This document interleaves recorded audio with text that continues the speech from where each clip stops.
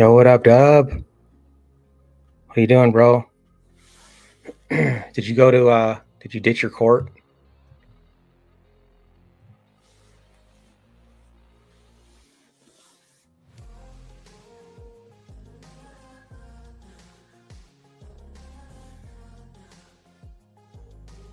You don't follow basketball like that?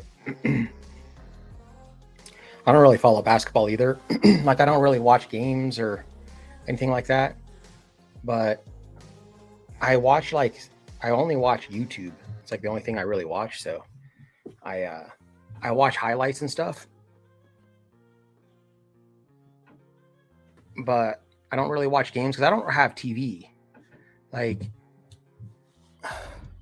I don't pay for like TV and stuff. So I only really have YouTube. That's it. I can get some channels, like have like the antenna thing, but I don't know if I can really get sports games. But I do have like, what do I have? I got Netflix, I got YouTube Premium, I used to have Hulu and Prime. Not my account, but yeah, I YouTube my life away too, bro. YouTube, and I do Facebook Reels a lot. Sometimes I'll spend like hours on Facebook Reels. I've spent like 3-4 hours before one time, like a few times actually, just trying to like go to sleep. Sometimes the last thing you want to do before bed is watch YouTube shorts or reels, because then you'll just like, I'll end up staying awake for hours just watching them. When I could just go to sleep if I just laid down and closed my eyes. I would just fall asleep. But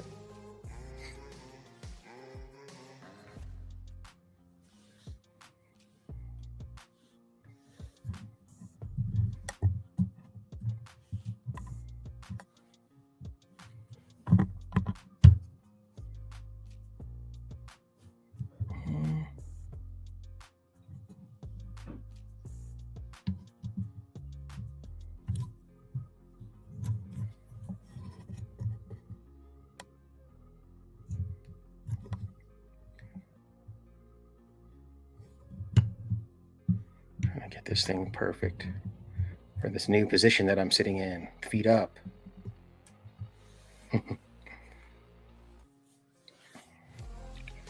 So the topic was about Michael Jordan, but I guess I know a lot of you guys that probably watch this don't really like sports. Like Direct D and Jim Freedom hate sports. They said they hate sports. It was actually, we're talking to police, talking to some cops, and they're out here and they're like, "Oh, I hate sports." Jim's like, "Oh, what was it, Rome, where they do the gladiator stuff? Like that was to distract the people." It's like that's what the NFL is in professional sports, and it is true. But I mean, I still like it. I play sports.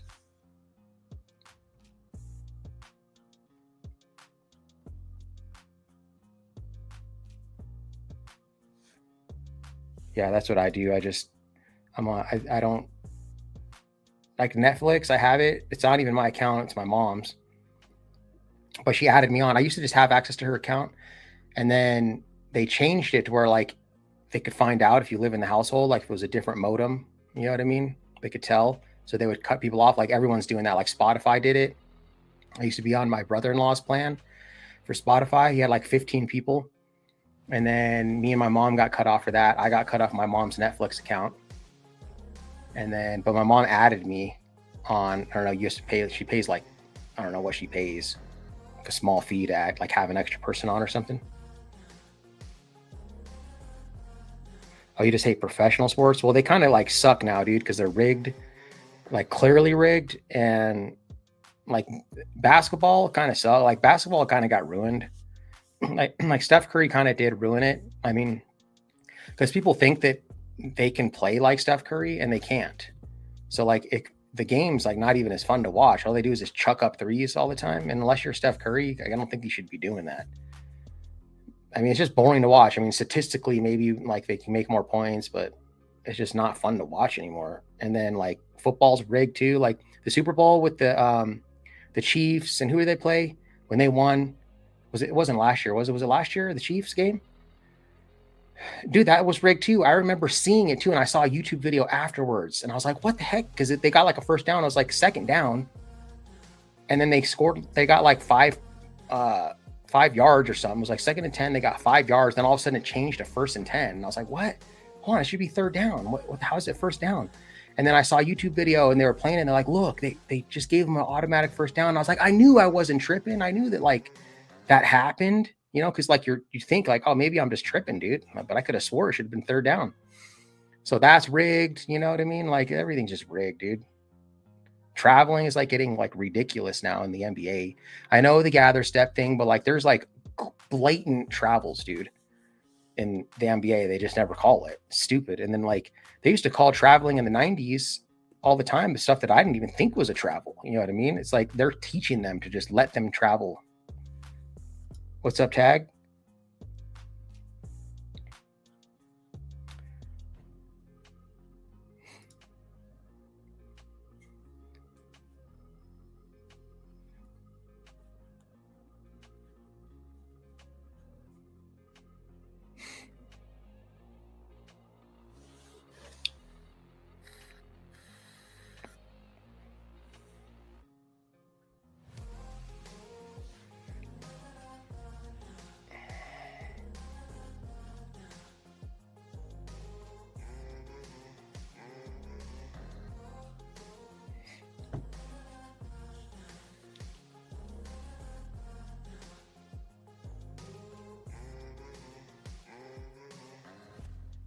So what do you guys want to talk about?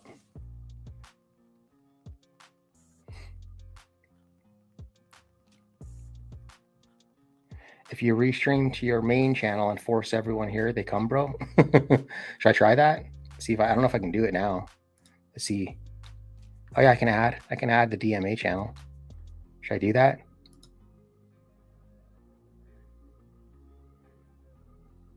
Yeah, we'll try it. Let's see. Save changes.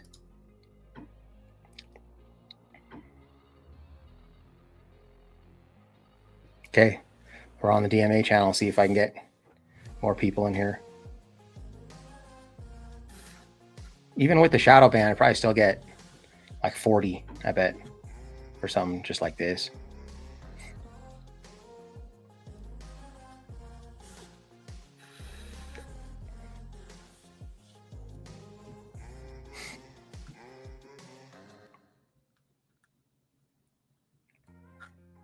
Yeah, just play for 30 minutes and end it. Just got the notification right on. Yeah, that's what I'm gonna do. I'm gonna tell everyone to come. I'm gonna end it on the DMA and tell everyone come over here. Hey, Claudette, Brandon Mitchell.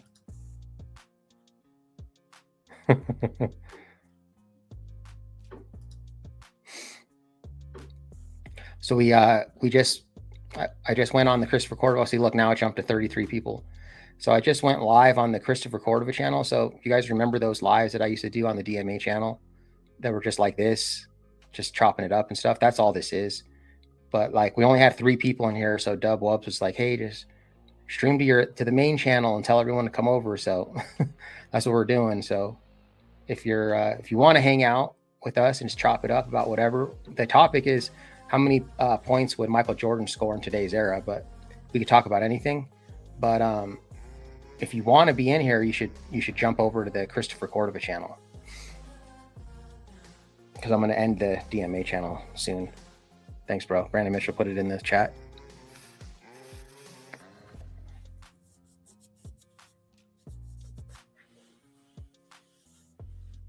Yeah. No, I mean, I knew that would happen too. I didn't want to use the training wheels, you know. That's all. What's up, Aussie?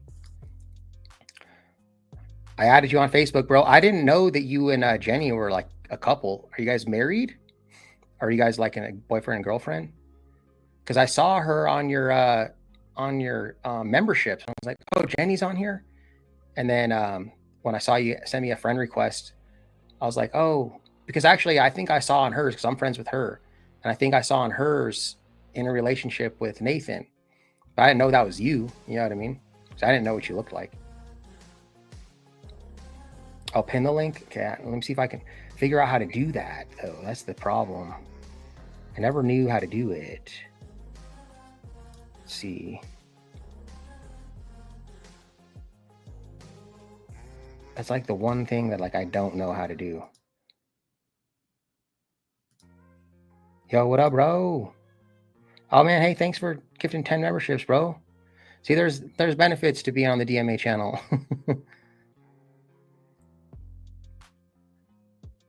Oh yeah, right on, dude. Yeah, I said it to all because you were in the last one, but that one was in the shorts feed.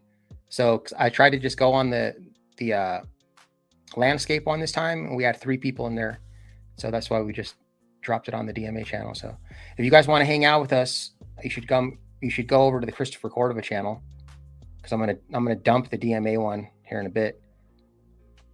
But I'm trying to figure out how to do that, man. I don't know how to pin it.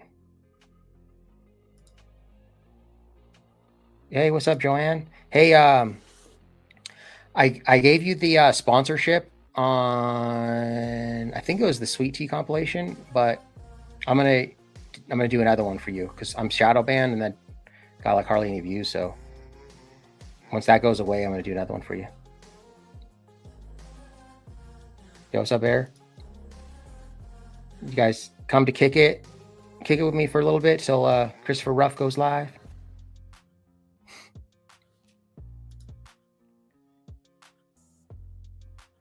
Hey, what's up, Carmelo? Thanks, dog. I don't know how the heck. Let me see if I can figure out how to pin those. I remember somebody telling me how to do it once, but let's see. It's this one here. And then you go, maybe I could star it. See if I could click the 3 dots. It just says delete comment, put user in timeout, or ban user and delete their comments.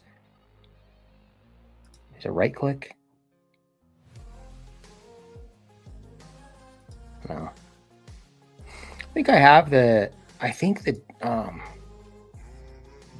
let's find out. I think I have it linked on the, let's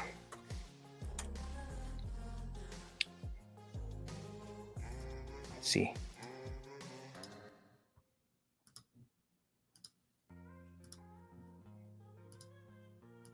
So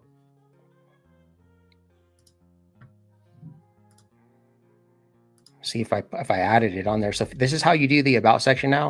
You have to hit this more button right here. They changed it. I didn't like it. I liked it when they had the, I think it was like right here, it said about. Now it's kind of stupid. So you hit the more, and then it brings up all the other channels. Yeah, there it is, Christopher Cordova. So it's linked in my about section. So now I can at least say that.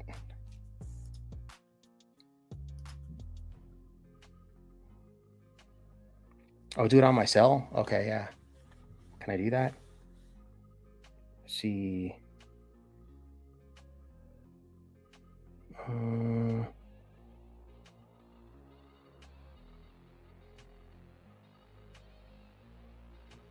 Oh, so I don't even see it on here. Can somebody throw it in? Throw in the I have either Dubwubs or Brandon Mitchell or my mods. Can you guys throw the actual live stream in the chat, and then I'll pin it like that. Oh, thanks for the 5. Appreciate you.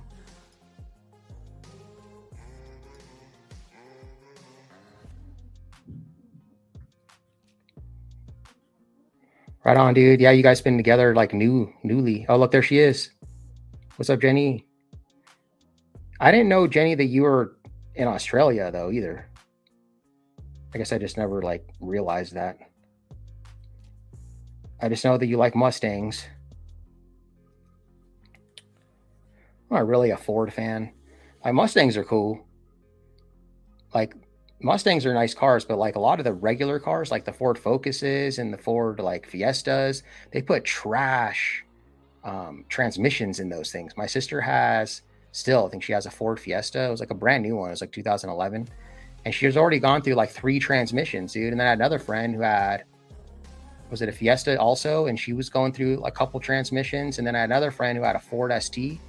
And it was a brand new car, like the fast one. And like 5,000 miles, his tranny went out. And it was, of course, under warranty, put a new transmission in.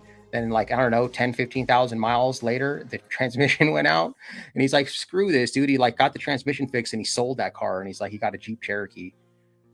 So that's the and like in the trucks, they put, you know, great transmissions like the Power Strokes and the F-150s. But those cars, man, trash. No, it's not how they drive, because it's more than just one. My sister, it's like I know 3 people personally that had those transmissions go out on them all the time.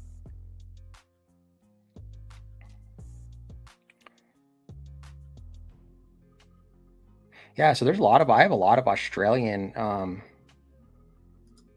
people that watch my channel. I got you, I got Nathan, and then Deb Anderson is from Australia too.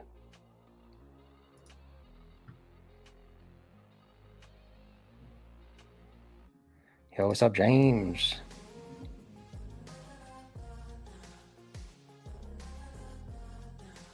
Every car you've owned is broke down. I mean, yeah, they're all going to break down eventually, but some break down more than others and quicker than others. Like I had a Volvo S60R.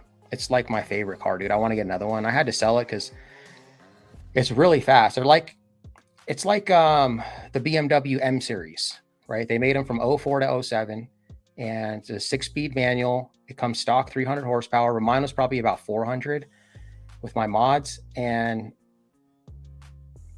it's all-wheel drive. Like I had performance tires for the summer, snow tires for the winter, and like, you know, I got my truck, it's 4-wheel drive, and I got, you know, actually, they're not all-terrains, they're like, what are they called? The hybrids, in between an all-terrain and a mudder.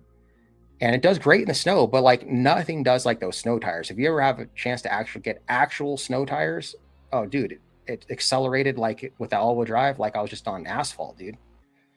And but of course it's a car, so I mean my truck can definitely go more places in like deeper snow and stuff. But it's an amazing car, dude. It's had the technology on that car isn't even on a lot of these newer cars. Like it has touch. I can change the stiffness of the shocks of the struts with a push of a button. So it has comfort mode, which I left in it mostly. It's soft, and then it has sport, which is in the middle, and then at advanced mode, it drives like a freaking Ferrari, dude. Like it's so stiff.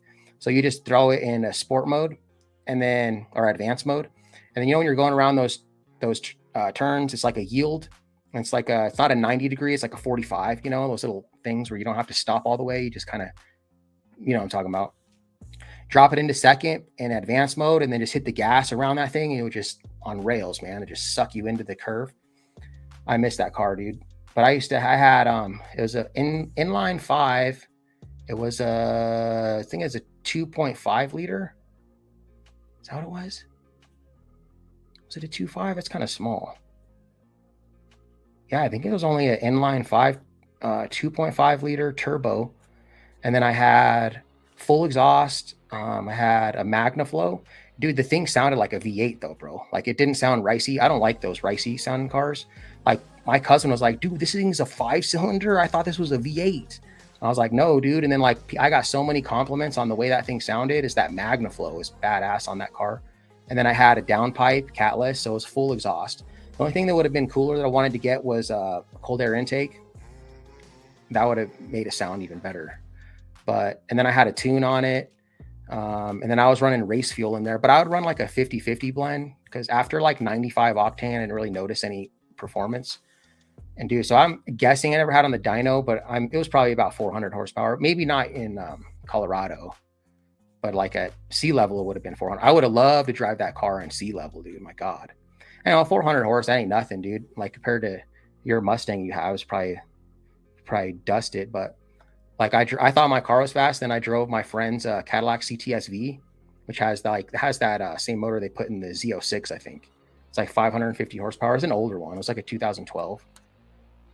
That thing was fast. I was like, holy cow. I thought my car was fast. After that, I was like, dude, my car's slow now. I felt all slow.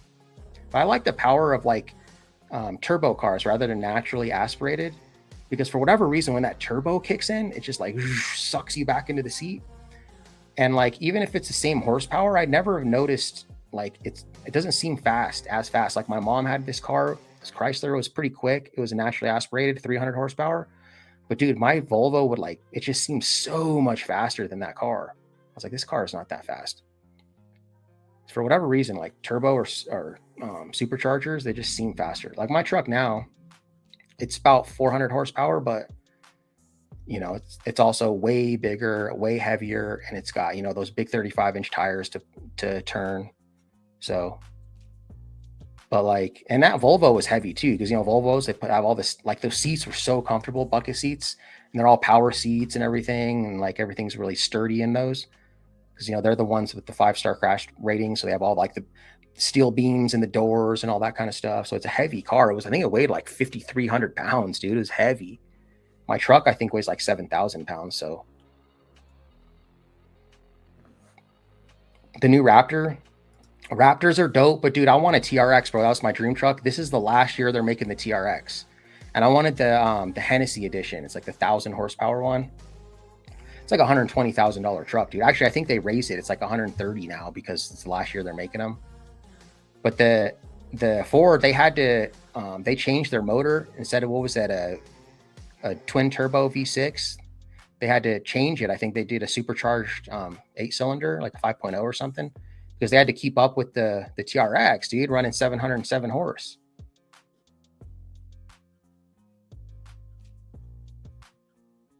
Oh, pin the link. Shoot, I'm not even paying attention. See,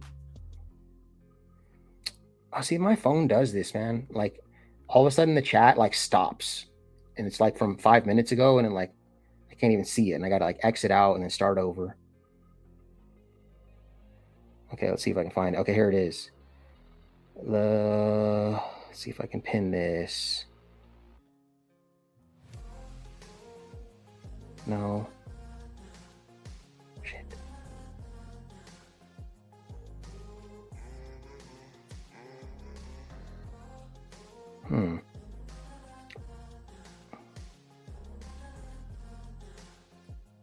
No, I don't know if I can pin it.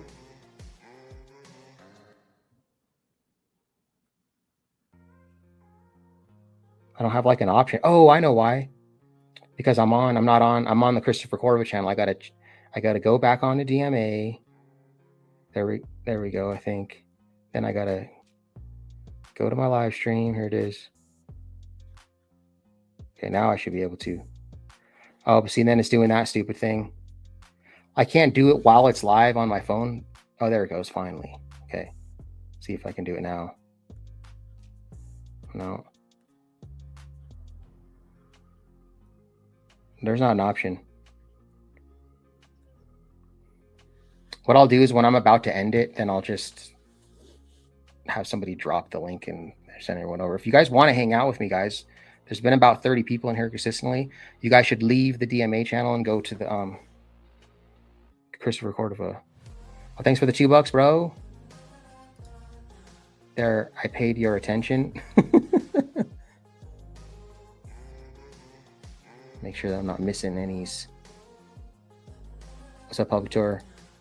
Oh, a turbo and a supercharger add like 100. Yeah, they add like 100 horsepower for sure. Because like when I was sometimes like on that Volvo, if I would rev it too high, like trying to get ahead of someone and redline it, it would like go into this thing where it would like protect mode, and I would only get like 7 pounds of boost. I was running like 24 pounds of boost, and for like, I don't know, the next like while, for a few hours, it would just run like that on 7 pounds, and like you could definitely notice a huge difference. That was still with some boost, but it's not even close to. Like I wanted to actually supercharge my truck too. Like I want to get the TRX, but if I supercharge my truck, I bet you I get it at like 515 horse, but maybe more. I bet you I could get it at like 575, 600, because probably. I bet you I could get it to like 575 because I want to have it tuned for E85, which is E85. You know, it's that flex fuel, and it's 110 octane. And so like you can run E85 like in any car. It's fine. It's not going to hurt it. As long as it was made like after 1992 and the O-rings are different, they can handle it. but they're just not tuned for it. So like I used to throw E85 in the Volvo, but it wasn't tuned for it, and it'd run so fast. But then like after like 50 miles, it would throw a check engine light, and then it'd do that same thing. Only 7 pounds of boost. It was like a total waste. So I had to run all that fuel out and then fill it up with just regular 91. In Colorado, 91 is the highest we get. We don't get 93. But it's because the altitude you're not supposed to need is high octane, but we have crap gas. But then I'd put regular 91 in it, and then the check engine light would go away, and it'd be fine. So, but that's how I do it with the truck. If I supercharge it, tune it for E85, and then yeah, I'd probably be pushing close to 600 with that, because that race fuel adds at least like 50 horsepower. And then I would also do a full exhaust, put a downpipe on there, go catless. I hate catalytic converters. They're stupid.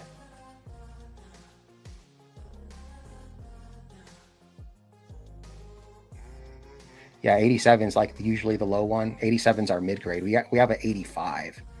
And my truck, it's actually tuned. It says in the owner's manual for 89 it's tuned for, but it says 87 is acceptable. But again, here in Colorado, we don't need as high of octane, so it probably means 87 is fine, but I can run 85 in it. And I run 87 in, like I just filled it up with 87 now because gas isn't so expensive. But when gas was like $4 a gallon, I wasn't running no 80. I was running the cheapest fuel I can put in there. You know, it's not going to hurt it, but like you really only need that high octane for like, you know, turbocharged cars, I think. You know, sometimes they say you got to have, you know, like performance cars like a Cadillac, I'll say run premium unleaded only. But I mean, probably because it recommends you probably should. But that truck, that Hemi, I don't really think I need to run mid-grade.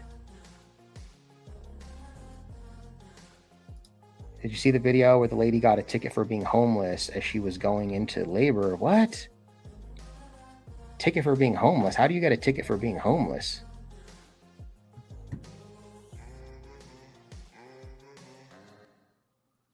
Or higher revving engines? It's better? Okay.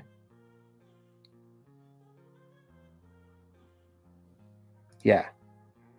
There's actually another way that turbos run too. It was explained to me once that doesn't run off the exhaust. I can't remember. Does anyone know how that does? Oh, cool. We got somebody about the topic. In today's NBA game, MJ would have averaged 40 points, 10 rebounds, 3 to 8 assists every night he would have played. Everyone thinks MJ's the GOAT, but everyone forgotten about Bill Russell with 11 rings and 910 in a row period. The thing about Bill Russell, though, is if you look at his era, the skill level was different, man. Like, you know, Wilt Chamberlain and those guys and Kareem. Like, yeah, they're great basketball players, and if in today's era, they would adapt for sure, but the skill level wasn't the same, man. If you just watch those games, they're not. Like when it really started getting good, I think is in the 80s is when it changed. And then it is getting better and better. I mean, if you look at today's game, even versus the 90s, like the skill level is better. They always had those same type of skills, I think, in the 90s. It's just that the coaches weren't going to let you dribble the ball like Kyrie Irving. You know what I mean? Like that's a no-no. It's not street ball, you know, but like now clearly it works. I think honestly too, the professor could have played in the NBA. I don't think he would have been like an all-star, but I think he could have definitely competed in the NBA for sure. But back then it was like frowned upon to play like that. Right. And he wasn't even eligible because he went to the N1. So he wasn't even eligible anymore. But 40 points, I actually disagree with you, Ralph. I think that he would average 50 if he wanted to, because in today's era where there's no hand checking, it's like, you know, you can't really, it's like, you know how the defense is today. If in the 90s, in the playoffs, Jordan averaged 42 in that era because he was pumping it up a notch. You know what I mean? So if he can average 42 in that era, I think if he wanted to, I think he probably would average like 40, but if he wanted to, he could average 50. Like I remember Dennis Rodman saying Michael Jordan would average whatever he wanted to average. I think that's true, dude. I mean, I think he could probably average more. If you want to just be like super selfish and just score all the time, who's going to guard him, dude? Like seriously, in today's era, who would guard Michael Jordan, bro? he would average 50 if he wanted to. That's my opinion. And, you know, they got guys like Mahmoud Abdul-Rauf, who in the 90s, the 3-point shot was still a bad shot back then, you know, like teams are averaging like, you know, 4 or 5 threes a game and stuff, you know, or maybe a little bit more, but like now if they're shooting like 20, 30 threes a game, like, and back then the point guard's job was to facilitate and get the ball to the big man, right? That was their job. Get everyone touches. And nowadays, you know, point guards can just, they're scorers. So if Mahmoud Abdul-Rauf played in today's era, dude, he would be just like Steph Curry, dude. Steph Curry is like 2 inches taller, I think. So he has a little bit of height, but Mahmoud had amazing ball handling, right? Mahmoud, if you guys don't know who he is, he was a point guard for the Denver Nuggets, but he was Chris Jackson from LSU. The guy averaged 30 his freshman year. He played with Shaquille O'Neal. But yeah, he would, I think Mahmoud would be just like Steph Curry, dude. He'd have just as much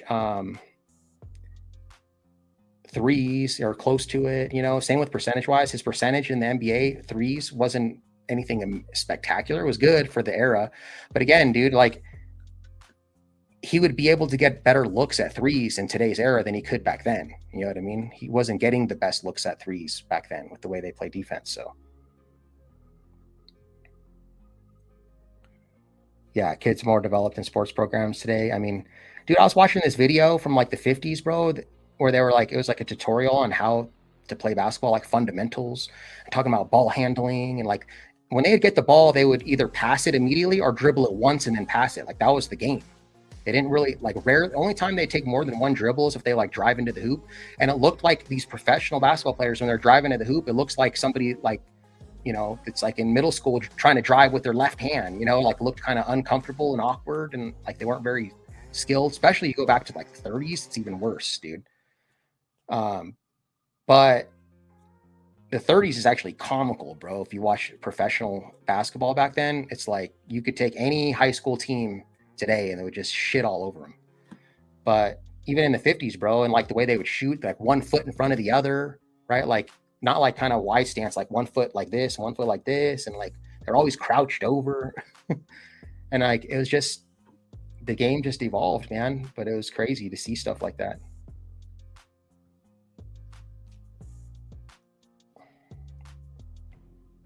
Yeah, when Spud Webb won the dunk contest, that was badass to see like a little 5'7" dude like that with those kind of hops. Because what made his dunk so cool is like how high up off the ground he was, how far the ground was from his feet, dude. I was like, holy cow, dude, that's crazy. And then the stuff he was doing, like the reverse dunks, you know, and like, wasn't anything super crazy, but like just how short he was made it look so cool. He deserved to win that one, dude. He's 5'6". I thought he was 5'7".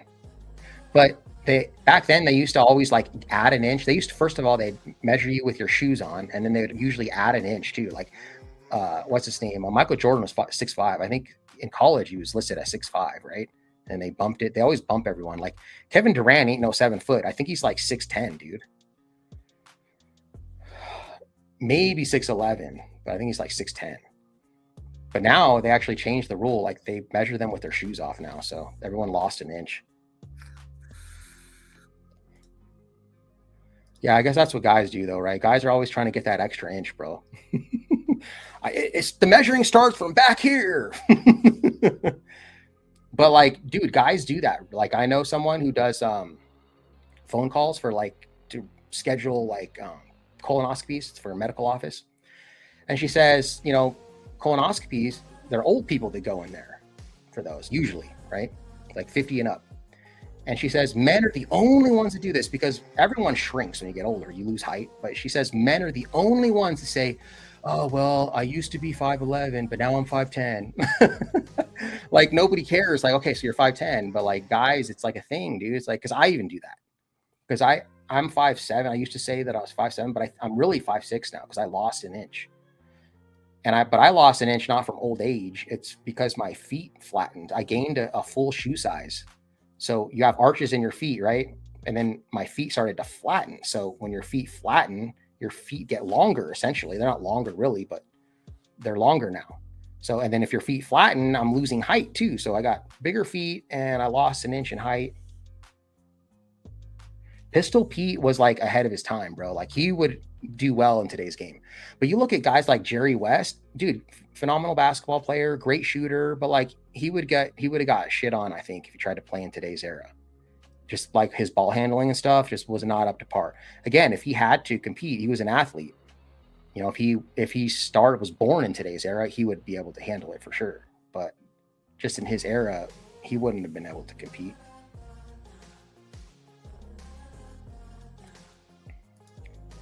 Yeah, Pistol Pete was badass, dude. He was like the first like really good ball handler in the NBA.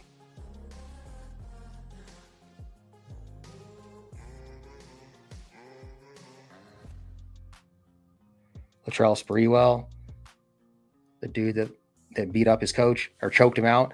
You know, the Sprewells, the spinners, you know, that's where those came from. He's like invented that rim or something. I remember one time I was doing the DRDC, it was the prison audit that I did when I very first started my channel.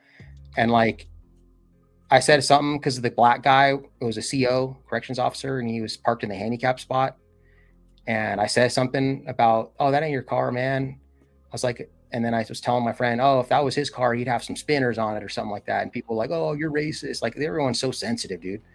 Why they're trying to say I'm racist because he was a black dude. And like, you know, if it was really his Range Rover, he'd have spinners on it. Because it had a handicap tab, and I was like, it's not his car then, because this guy's clearly not handicapped. I mean, I know like not all disabilities are noticeable, but like, dude, this guy was like a young, fit black guy. Like he's a CO. He's probably got to be, you know, like being able to wrestle down inmates and stuff like that. Like I just highly doubt he was handicapped and needed to be in a handicap spot. Guy was like in his 20s, like looked like he worked out every day. But anyways, my point is I wasn't trying to be racist. Like the reason why I said spinners, it wasn't even because he was black. It was because that's what I would have put on it. Like if I had a Range Rover, like I'd have put like some spinners on there or something cool. Charles Oakley. You like him? Isaiah Thomas. Isaiah Thomas is another great ball handler, dude. When he wanted to, see, that's the thing. It wasn't really, it was kind of taboo to be flashy like that in the NBA. But if you wanted to, like if you watch him in like All-Star games and stuff, dude, that guy's an way underrated ball handler, Isaiah Thomas. Oh, you remember that one, dude? That's crazy, dude. Yeah, so you've been around for a long time, bro. Yeah, I think it was like his mom's, bro. That Range Rover he had. Even MJ said they both played in different era. I only saying 40 points because he would have had to sit, but I believe he would get 50 or better. I think Marcus Smart would do okay defensively against MJ. There's not that many people that could. Here's the thing, like people say, well, the Warriors, the ones that won, I guess even if you put the one when they had Durant, the Splash Brothers, the other dude, what's his name? The real dark skinned guy. I can't even think of his name right now. With that team versus the Bulls, the second era with Dennis Rodman and Scottie Pippen, I think the Bulls, people are like, oh, Bulls would have swept them. No, they wouldn't have swept them, but they'd win in a 7-game series. And my reasoning for that is, first of all, just the defense. Like Michael Jordan and Scottie Pippen, dude, they would have locked. Kevin Durant would have had a hard time, dude, with Scottie Pippen. And then MJ could have taken, what's his name? Steph Curry. And then who's going to guard Michael Jordan, though, dude, on that team? No one's going to guard Michael Jordan on that team. Even that guy, what's the heck's his name? I can't think of his name. The guy that I'm talking about that I couldn't think of his name, the dark-skinned dude. Me in Bay Area. Yeah, I think I remember. So I know who you are. I've seen you before in like my comments or my live streams, because I think you were always talking about Bay Area, right?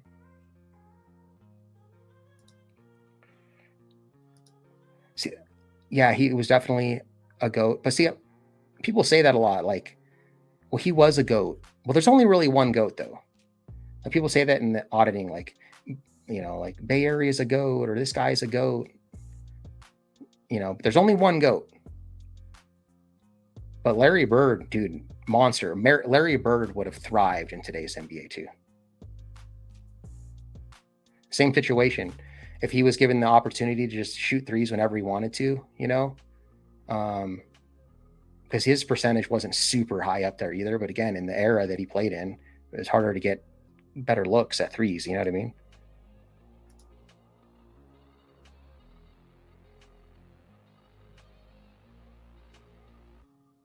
Dominique Wilkins. Donald Jones. Do I know you, Donald Jones? Because I know a guy named Donald Jones. John Stockton. John Stockton, super efficient guy, man. And he had longevity too. I think he played like 19 seasons or like 21 seasons or something. That's why he has, how many assists does he have? What does he have? Like 15,000 assists. But in my opinion, the best point guard to ever play the game is Magic Johnson. Best.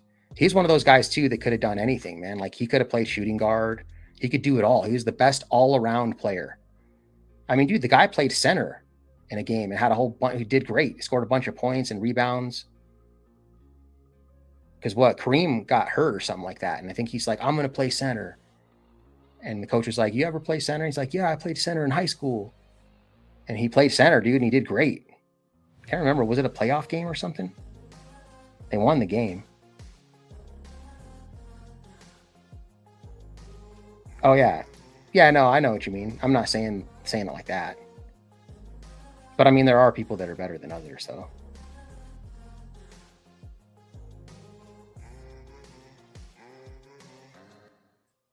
Yeah, he was like the white businessman, right? John Stockton.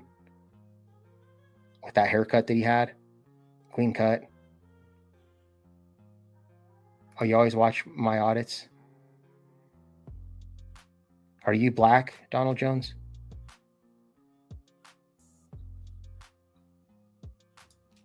I'm trying to think if I know you though. Like besides from here.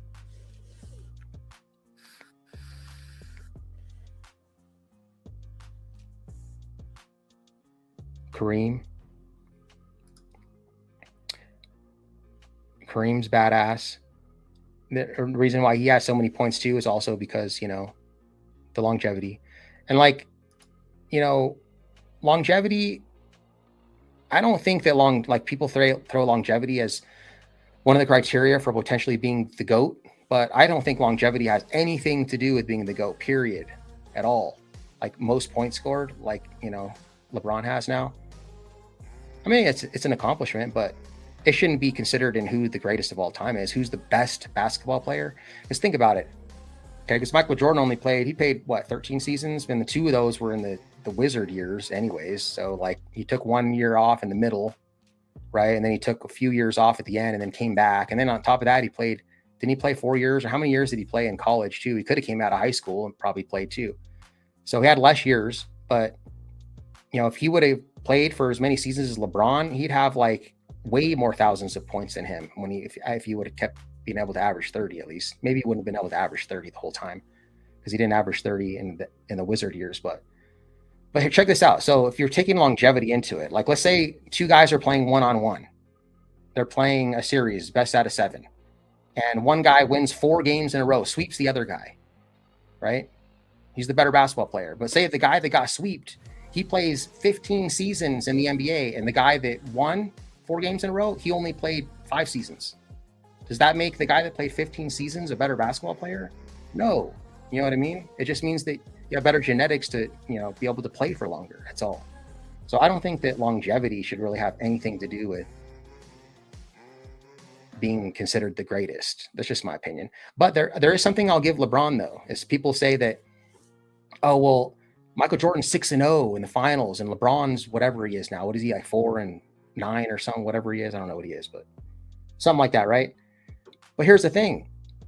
If LeBron ever gets to win 6 championships, that would make him better in that aspect, at least for championships, because who cares about going undefeated? If you went to the finals, that means that you made it further than Michael Jordan ever did, because he didn't even make it to the finals.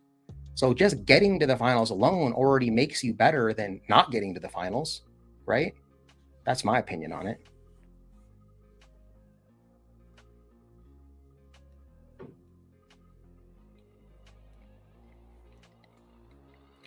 right? I mean, but these guys still are athletic, dude. Like they can still jump high even at 6'7", you know what I mean? But yeah, I mean, that's true though, dude. Like if you take the average, like if you're 6'1" in the United States, you're like 95 percentile in the United States or something like that, or 90th or something like that high.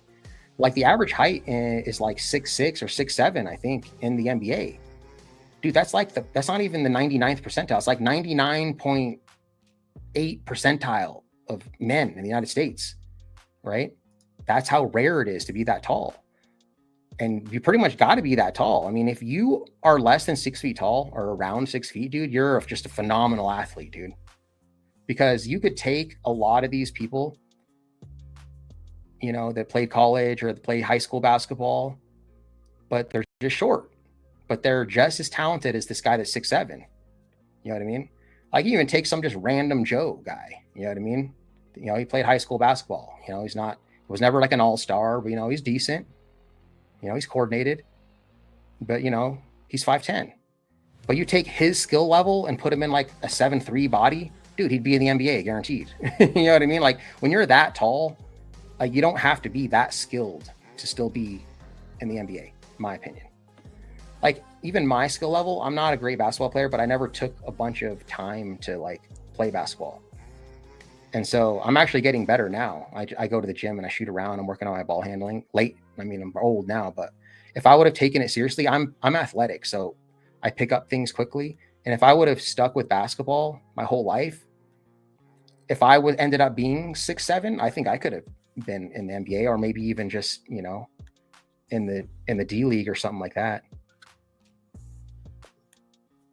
So, I mean, a lot of people are good athletes. They're just too short to play in that league. Yeah. We were talking about Spud Webb earlier. People saying he's 5'6". He's listed at 5'7", but he's 5'6". And then there's Muggsy Bogues. Oh yeah, and you said Muggsy Bogues. No, Muggsy Bogues was 5'2", bro. He wasn't 5'8".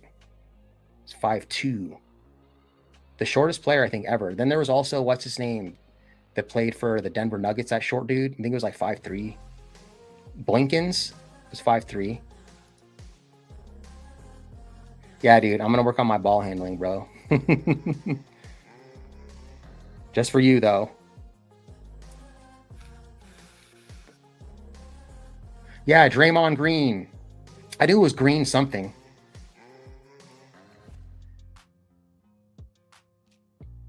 Who would have outshake-talked him and outplayed him. I do believe MJ, the GOAT, his resume speaks for itself. MJ would have never been at a titty party. Yeah, I know, dude. I mean, that's crazy, dude. LeBron, he's not playing, right? You're temporarily retired or something like that for personal reasons. No, man, this is crazy, dude. I mean, the Chinese said, may you be blessed to live in interesting times. This is interesting times right now. You know what I mean? Oh, yeah, we're going to have a troll clip now that I'm a good ball handler, dude. That's fine.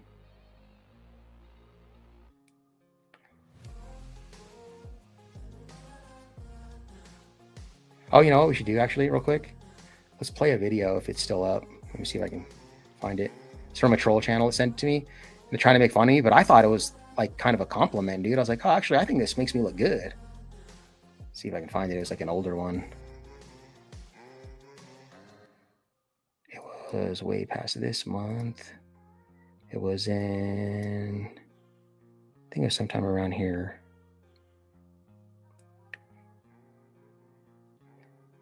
Yeah, I think this is it. No.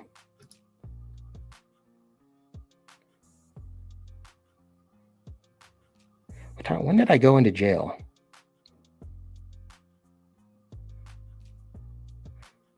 I went in on the 22nd, right?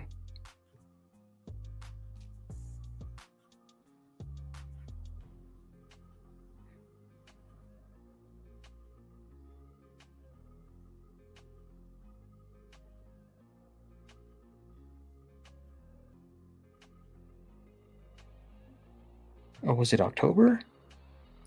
No, because I was going to be in there. Yeah, I think it was actually October. Man, it was like way longer. October 22nd, I think, is when it was. Okay, let's see if I can find this.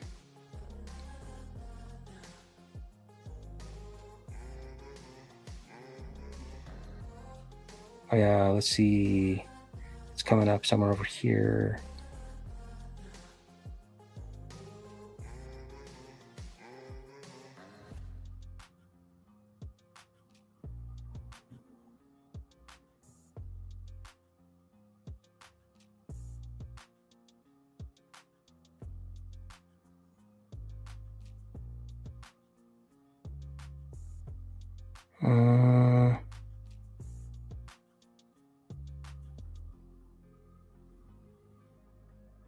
It's got to be.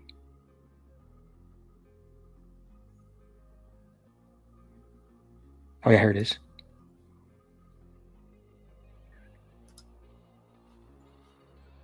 Oh, cool. Yeah, let's play this. This is funny, dude. Hold on, let me put my headphones on because I don't want it to be there to be any feedback. But this is a hilarious video. Troll trying to troll me.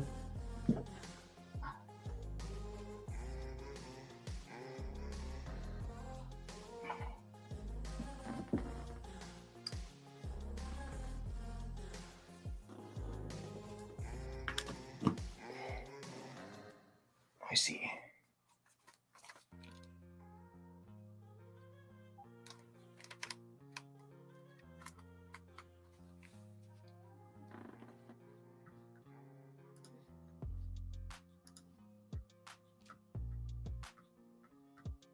Oh, come on. Where is this thing? Oh, no. Let's see. Sorry, guys. I just want to make sure I got this. I got to switch this to these headphones here.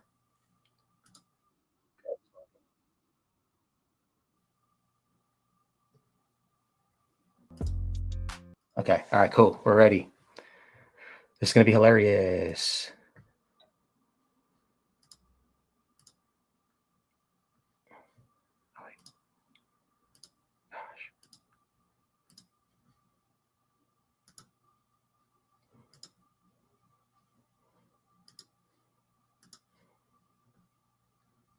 Okay, here we go, guys.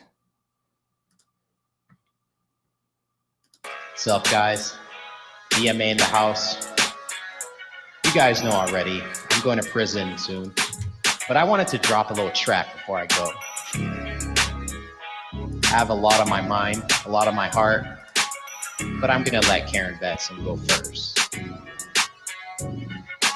Let me tell you about this ugly little fella. He literally thinks he's the next Nelson Mandela. He's about to go to prison for a couple weeks. Bubba's boy toy, he'll be a freak in the sheets. Lil Karen, I'm here to test your metal. I'm a journalist and I'll shove your face in the gravel. I'll harass you, I'll post you on my channel. Oops, I gotta go, business meeting with the devil. Lil Chris, see it in the house, I'm about to cry a river. I'm going to prison, I'll be making Bubba dinner. I'm an activist, but I can look in the mirror. Deep down, I know I'm a farce and a frauditor. US versus Cordova, they'll be my true legacy. I'm in prison and I'll be making a few enemies. I'll be quoting CRS-3. I'll stab in the back and the face of treachery. Worldwide famous, I'm on Wikipedia. Sticking cameras in people's faces on the media. Once I plowed Karen Benson, I got chlamydia. I see numbers everywhere at my head schizophrenia. Fred Hendry in the house to give you some tips. If you drop the soap, you know you better run quick. You're the type to get your tray stolen. A soft little bitch, you'll be their main woman.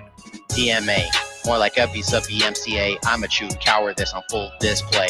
I'd watch porn in libraries if I have my way. Sorry, gotta go to prison, put that shit on replay. Put that shit on replay. Put that shit on replay.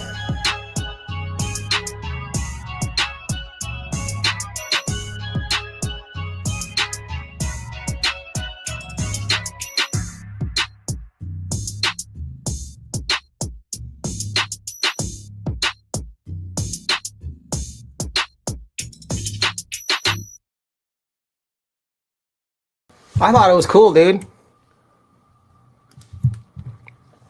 I thought it was funny, at least. I mean, I could at least make fun of myself. It was funny, dude. But I thought it was, I like that beat, though, too. The lyrics were kind of bammer, though. You could have came up with something a little bit cooler. Your beard is weird.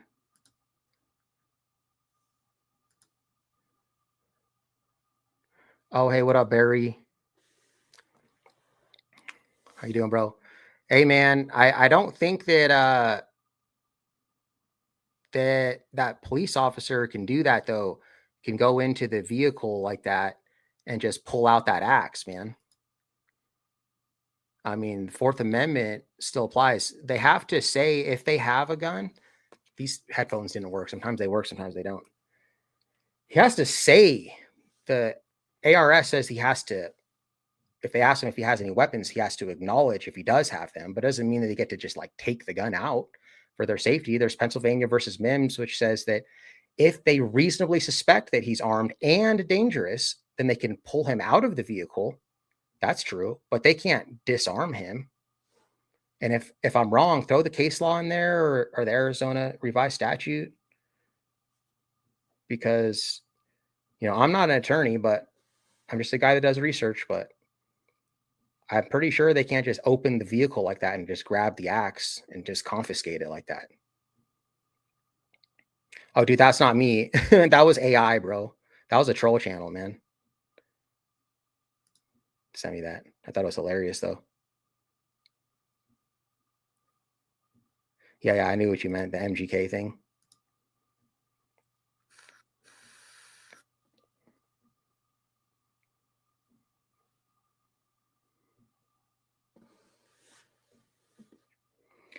They never show the whole video where there's journalism, auditor, put the cops, public employees in check. Yeah, it's this thing what they do about those is then they like cherry pick stuff. Like, remember when I did that live stream? Because remember that these trolls, they say stuff that they just make up. Like first they were saying that that I wasn't in the federal case, that I wasn't appealing the verdict, I was appealing the sentence, right? Which is not true. That's completely wrong. And then one of the guys was saying, oh, DMA is going to prison today. And it was a big old live stream about it, right? He's going to prison today. And then like, he has this little friend that goes there and reports back to him. He was at the courthouse. I wasn't even there. I was in Colorado Springs. It was for the appeal. They wanted to have a hearing about the appeal. Like I didn't even need to show up. I wasn't even there. So he was wrong about that. And then, he's telling everyone, oh, you're going to have to get a real job, like a real job. Because the judge did order me that I have to be employed. He didn't say I get a real job. He said, you have to be employed. And my attorney told me, you are employed. You're self-employed. Like you don't have to quit your job. And that's why my attorney went with me to my first probation meeting, just to make sure. And she said right then, no, you don't have to quit your job. I mean, if you're employed, you're employed. And the only reason why I had to get a job is just until I paid my fines off. So I paid my fines off anyway. So I don't even have to work at all if I don't want to. I don't have to work. I just had to work, had to be employed while I paid off my fines. That's it. So, but even if I didn't have my fines paid off right now, I wouldn't have to quit my job, recording police and stuff. So that's just not true. They're just wrong. And then, of course, they didn't publish that video, right? Because I still get people, oh, did you get a real job yet and stuff? And it's like, dude, you didn't see that live stream where I said I didn't have to. And the reason is because the troll channels wouldn't dare to put that on their channel. And then I also had a meeting with a public official. He was the director of operations for the DMVs. And I did an interview with him. And he's like, well, I apologize. It was disgusting behavior and you have a right to record. And he asked some questions about my right to record via time, place, and manner, but he had straight up admitted and apologized. Do you think the troll channels posted that one? No, right? Because then that makes them look bad, right? Totally goes against everything they're trying to manipulate their viewers about me. I have seized hundreds of plain sight weapons and returned them after the stop. Okay, so it's not a violation of the Fourth Amendment because the plain view doctrine, yeah, but the plain view doctrine is if you see anything that's illegal. So having an axe wouldn't be illegal to just have an axe, right? So, and just because you seized hundreds of them doesn't mean that that's constitutional. You're both horribly wrong. Okay. And I'm not saying for sure that I'm guaranteed right. I'm just saying that's why I'm asking. So it seems like the Fourth Amendment would protect you. Cops can seize items for evidence or officer safety. Okay. Now, let's say I'll give you the benefit of the doubt that they can do that legally. But do you think they should be allowed to? Right? Because there's lots of things that are even they say is constitutional, but it's not really constitutional, in my opinion. Like, the Second Amendment shall not be infringed, right? So, like, whenever an officer is like arresting someone for not having a gun permit or something like that, I feel like that's them not honoring their oath. Like I said the other day, Detective Matt Thornton, I think, is the best cop that I've known, spoke with. I said he honors his oath, and I was like, well, no, he honors his oath the best that he can, because if he really honored his oath, he'd just get fired, right? Because the Second Amendment thing right there. So, do you think that's constitutional though, or do you think that people should just be allowed, cops should be allowed to just take stuff out of people's vehicles for officer safety? Because then that just gives them discretion, in my opinion, to retaliate, and that's all that was, anyways. They knew who he was. They pulled him over because he had a "fuck the police" bumper sticker on, and then they figured out who they were when they were recording. Right. So it was a retaliatory stop in the first place. They knew that they weren't going to harm them. Right. They're just going through the motions to do whatever they could to flex their authority on them. So even if that's true, I don't think that they should be able to do it. No, I don't think they should be allowed to. I don't think cops should be able to pull cars over. But I'm teaching what the courts say they can do, but they can or can't do. Okay. I'd like to see some case law, though, in regards to that. I'm sure there's got to be some. Dub says, no, you can't seize evidence unless you have PC and a warrant, unless there is extenuating circumstances per the fourth.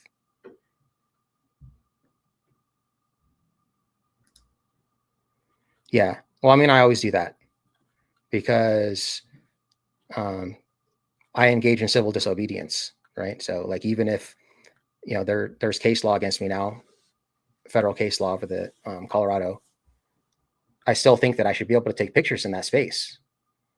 I mean, per their own rules, says you can take pictures in the lobbies. They're just trying to say, that judge even said, hey, man, in a different circumstance, maybe he'd be right.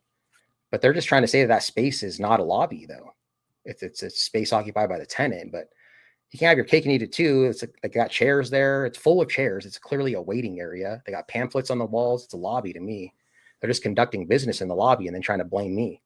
Right? They always do that, like trying to protect people's personal information. So then they just try to violate your rights in order to do that, when the onus is on them to maybe design the building in a different way so that you're not conducting business right there in a lobby. But yeah, it's what I prefer. Sure. I mean, when Rosa Parks was breaking the law by sitting at the front of the bus, that was what she preferred too. And it was illegal at the time.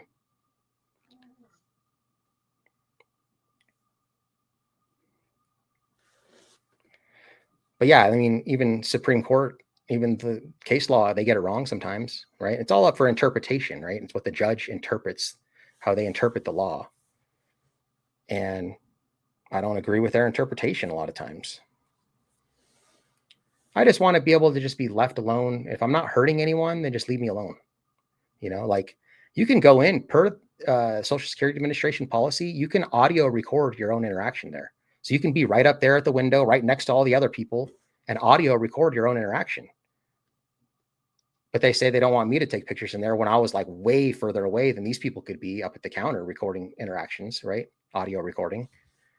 So it's not really about protecting people's personal information. It's just, trying to keep us out because we're just here to start something, we're just here to create a conflict. That's what it is, right? Has nothing to do with personal information. That's BS. Trying to protect people's personal information. Yeah, right. Yo, what up, bro? Yeah, if they steal, it's called seizing. Together we stand. How does it go?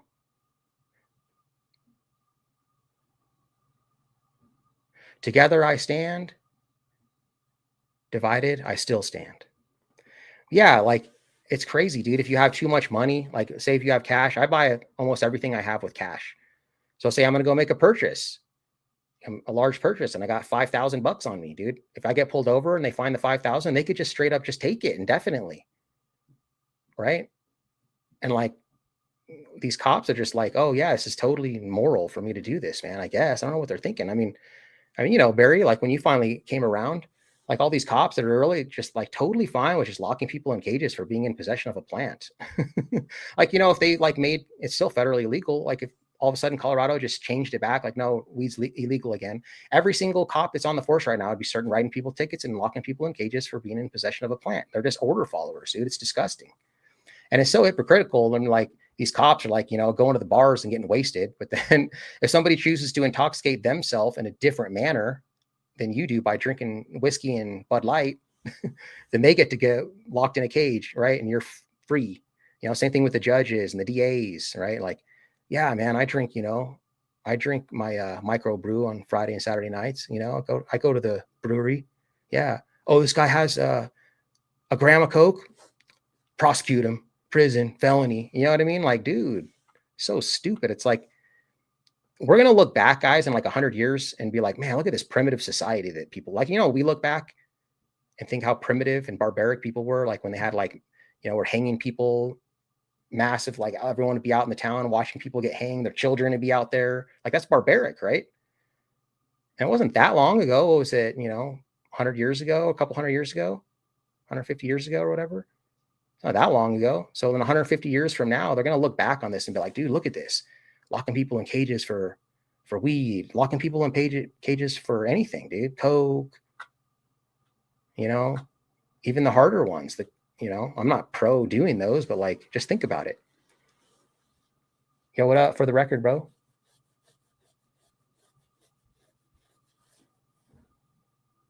Can't do half of what we do in Australia. You're from Australia too?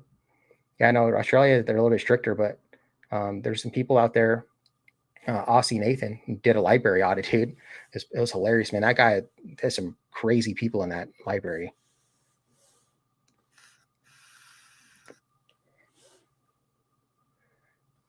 All right, so we've been let's shut down the DMA channel, guys. Can Brandon or Dub, can you guys throw the link into the chat of this stream on the Christopher Cordova channel? I got to plug my computer in. It's going to die.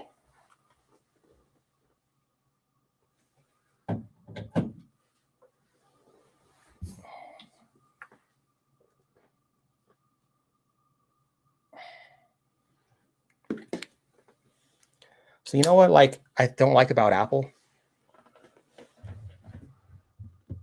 is they do this like stuff. They're sneaky, man, to like make more money. And I get it, you know, like if you're already struggling, you want to make more money. Thanks, bro. It's in the chat, guys. So maybe like a couple more minutes on the DMA channel. If you want to hang out with us, leave the DMA channel and go over there because I'm going to end it on DMA. But first of all, I pay all this money for a computer, right? This computer I bought is super expensive, dude. I like Apple stuff because it works better, I think, and doesn't get viruses, it's easy and stuff. So I spent all this money and it doesn't even come with a USB port. Like, you got to buy adapters for it, right?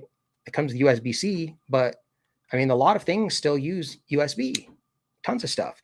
And then I got this thing, my box, right? The charging box.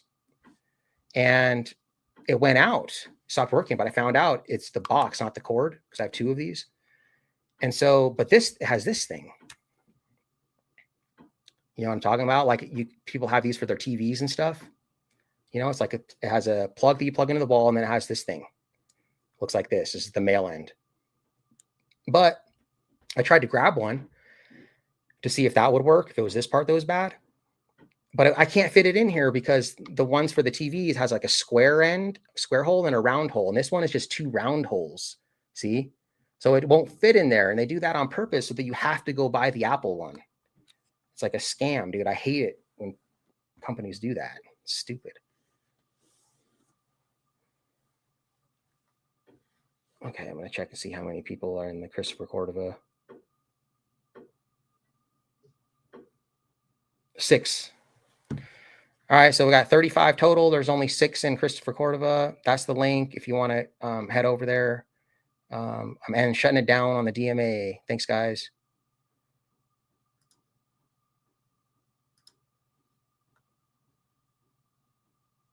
Remove. Okay, now we're down to 7 people, I think, something like that.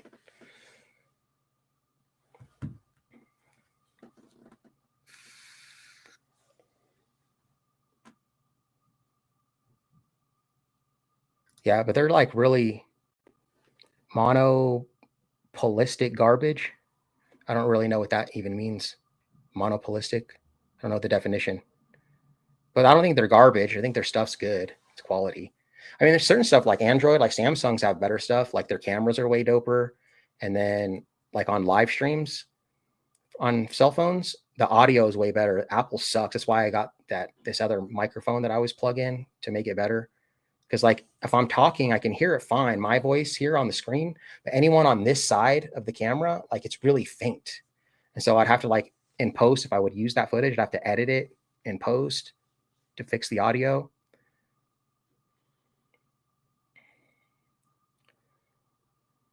Yo, what up, we the bosses? Oh, Monopoly? Oh, monopolistic. Okay, it's Monopoly. Okay.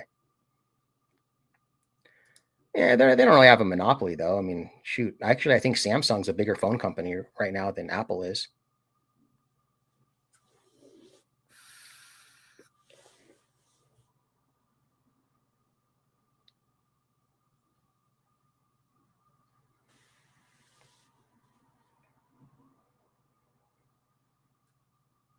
Let's see how many people in here.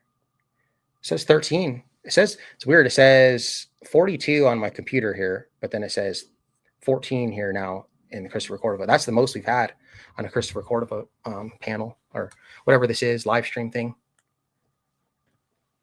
That was a good idea, Dub.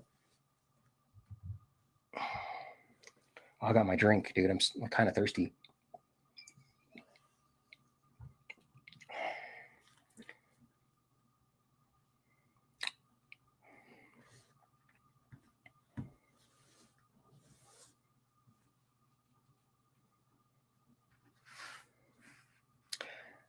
I mean, I don't understand why people don't want to come over from the DMA. You know what I mean? Like maybe people are just coming in and out, and that's why people that wanted to be in here will come over. But like I had like 30 to 40 people in there consistently ever since the whole time, and then I switch it over, and then not everyone comes over. So I don't know. Doesn't make sense to me.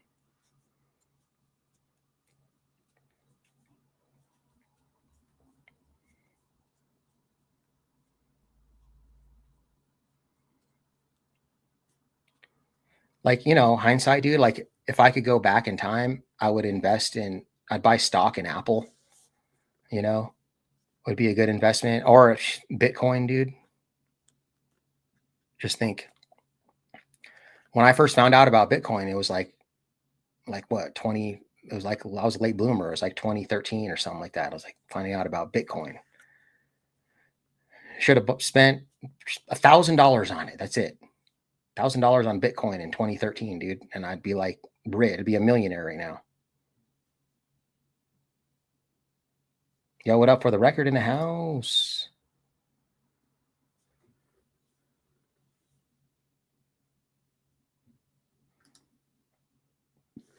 Subscribe to my friend for the record, guys. He's the root beer guy. I still got my root beer in the other room. I had it over here, but I had to take it away because, oh, you know, I should put it up here.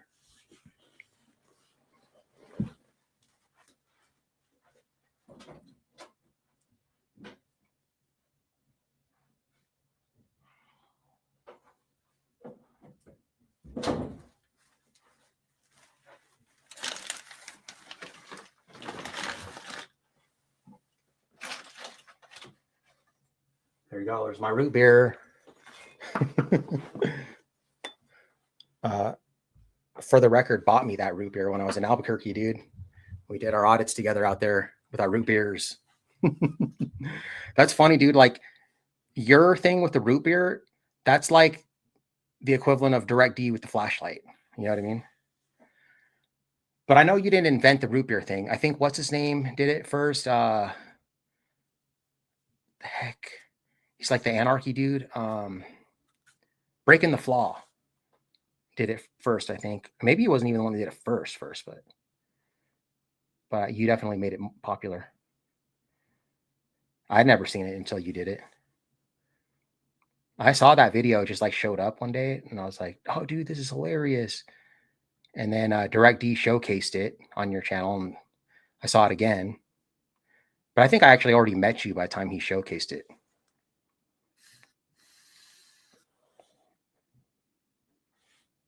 Yeah, hasn't been around in a while, dude. I like his ideals, man. Like he's a big Adam Kokesh fan also. Oh, did you guys hear that rumor that was going around that Adam Kokesh unalived himself? And Fletcher Freedoms reached out to me, dude, and he's like, "Hey, man, I don't know if you heard, but your friend Adam unalived himself last month, dude. Just want to let you know." And I was like, "What?" And I was like, "How?" And he's like, "Oh, people in his latest video in the comments were saying that, and like as was saying, R.I.P. Adam and stuff like that." So I called him, dude, and it rang a bunch of times and then went to voicemail. And so I was like, "Oh, well, that's a good sign if it rang, though, right? Because if he really was, then probably wouldn't ring at all. I'll go straight to voicemail or it'd be turned off." And then I texted him. I was like, "Hey, man, are you alive, dude? I'm not a joke, bro. People are saying stuff." And he's like, "Who told you that?" I was like, "Oh, okay, cool." So I don't even know, like, why would people like just make up stuff like that, dude? Doesn't make any sense to me why people do that. Uh, oh, okay. He went live 30 minutes ago. But I mean, when I ended the stream, I had like 40 something people in here. But that's okay. We got 10. Last time we had like the most we had, I think, was 7. So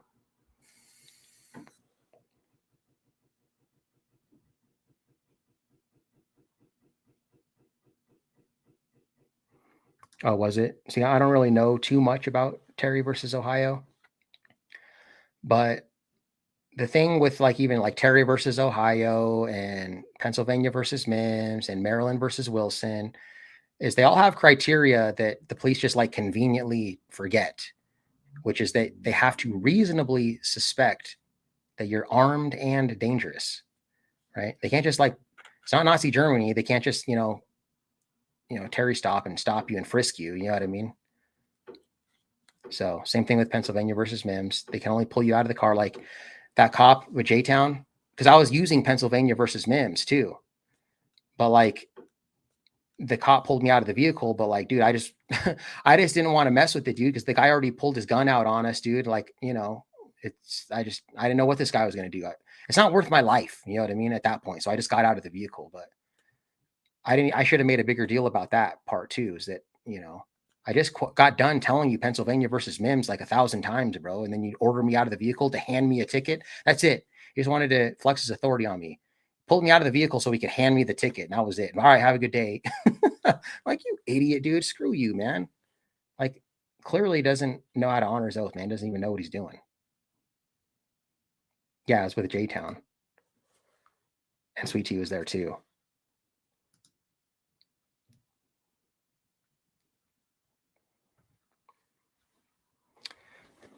Yeah, if I try to put the headphones in like after the fact, it doesn't work.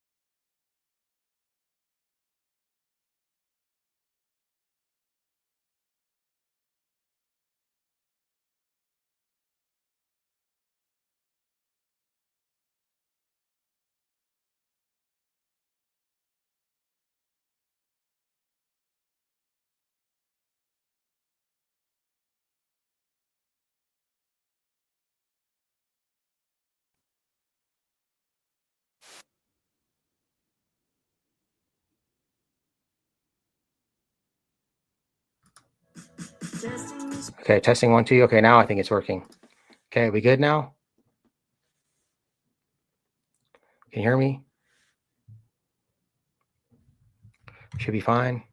All right, cool. I don't know how long I was talking like for a while. No one could hear me. All right, I got that mess sorted out. You guys got to tell me earlier than that, dude.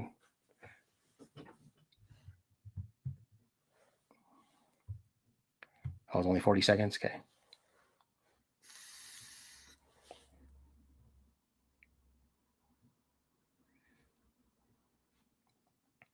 So what do you guys want to do? You guys want to watch a video or something?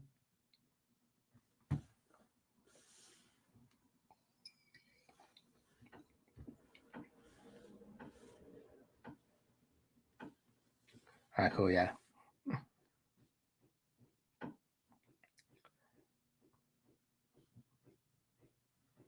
Let's see. Let's look at.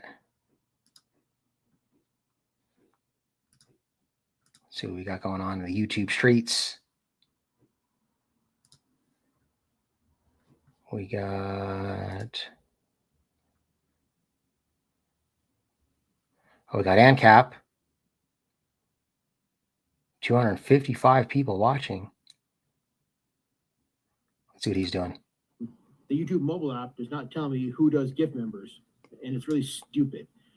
But thank you. Thank you, Mustard Mama. Thank you.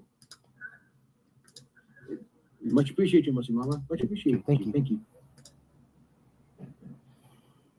Pez, welcome in. Welcome in.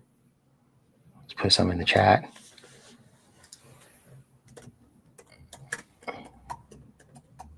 Oh, welcome in, Skeeter. Welcome in. Love the name. He does these. Hey, DMA, welcome in. Thank you, DMA. Thank you. Thank you. Thank you. Thank you. How are you, DMA? Welcome. He does these like SWAT calls Thank all you, the time. Felicia. Thank you. Yeah, there's always standoffs here in Albuquerque. There's been like 40 standoffs. 40 standoffs this year alone. It's fucking insane. Thank you, Amy. Thank you. Why does ANCAP hate you? Yeah, there's been like 40 standoffs here in Albuquerque this year. Freaking insane. Since I got back, like from jail, yes. I haven't done audits. I've done cop watching, but so for those just coming in, the suspect is in the backyard. I do not know what the suspect did, but the suspect is in the backyard, and the tactical team has been slowly trickling in. yeah, I didn't get any like good footage to really publish or anything. I'm so behind on editing anyways. I think tomorrow I keep saying, oh, I'm going to go work on editing tomorrow. And then all this stuff keeps coming up that I can't get to work. Here comes another one. Tomorrow I'm supposed to hang out with my mom. So and I got to take the dogs for grooming. But I'm going to be editing up. The next video I want to do is the full interview with Carolina.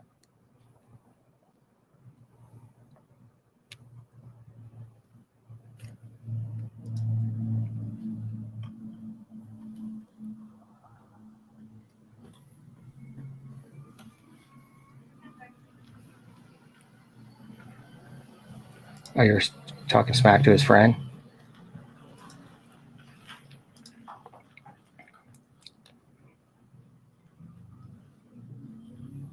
Let's see what else we got going on here.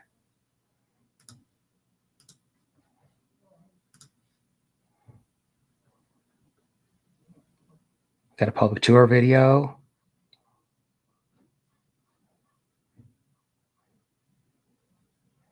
We got this chick. She does drum and bass. I love her.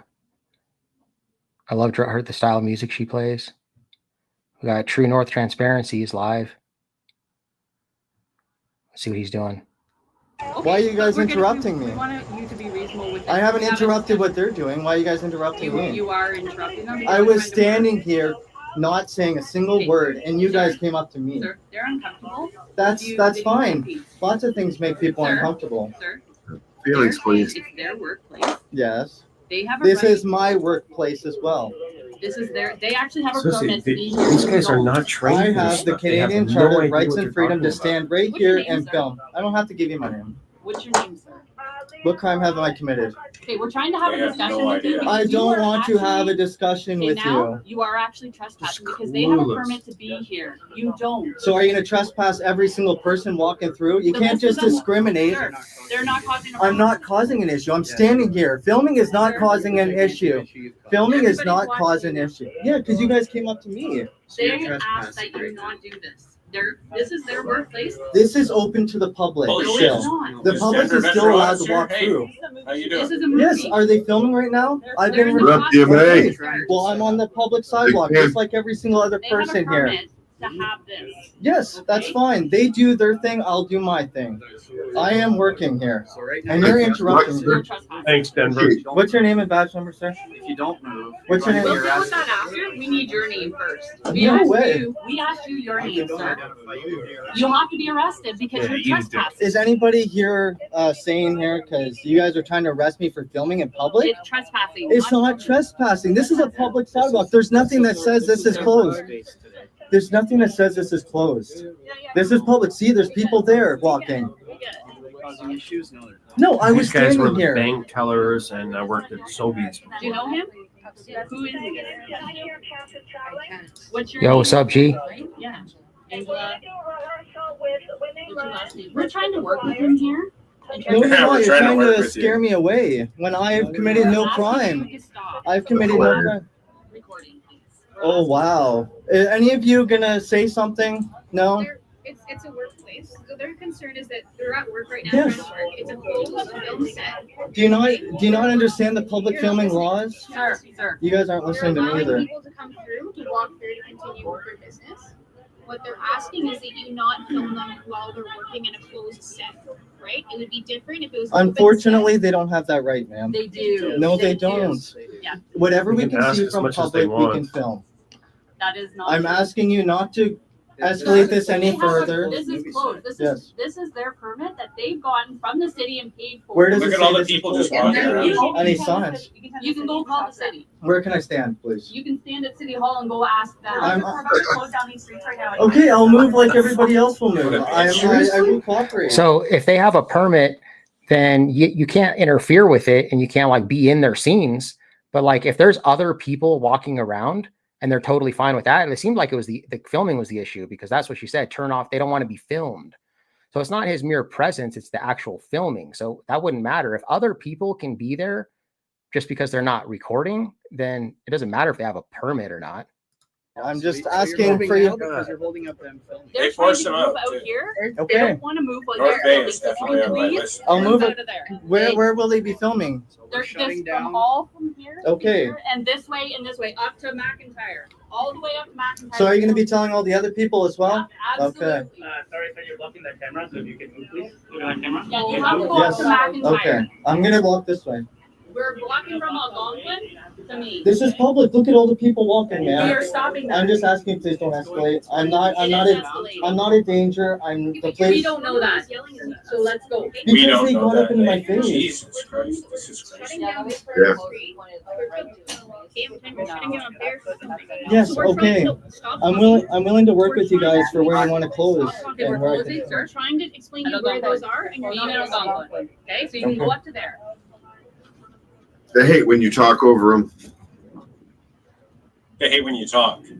right? Wow.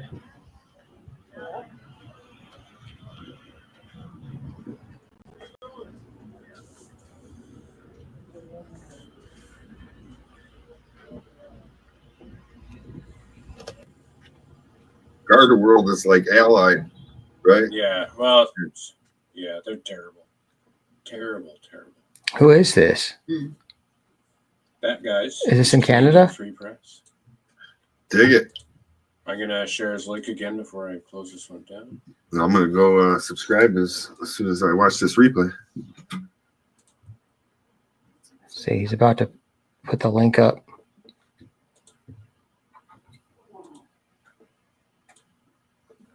So if they have, Canadian. as long as everyone else has to leave too, and it's not just, okay, it's Canadian Free Press. Yep. You sure to tell him I sent you and gently Sure. remind him to keep making videos for sure. What up to public tour? He's another Michigan auditor here. He said he just dropped a video with we worked together during the polling, so I'm pretty sure it's right that. on. Oh, the video you just dropped, it just shouted you out. You know that the ACLU is suing you guys, hit right? one if you want to stick around for a bit? I mean, of course you know, but what do you guys want to do? I haven't talked to you about that. What Yeah, time? Are we boring everybody yet? I'm just trying to share public. It's only 10:40 over here. Yes, It's 10:41 here. It's 10:41 here, so I gotta go to bed. I'm totally kidding. Okay, let's see what else. See if there's any other live streams.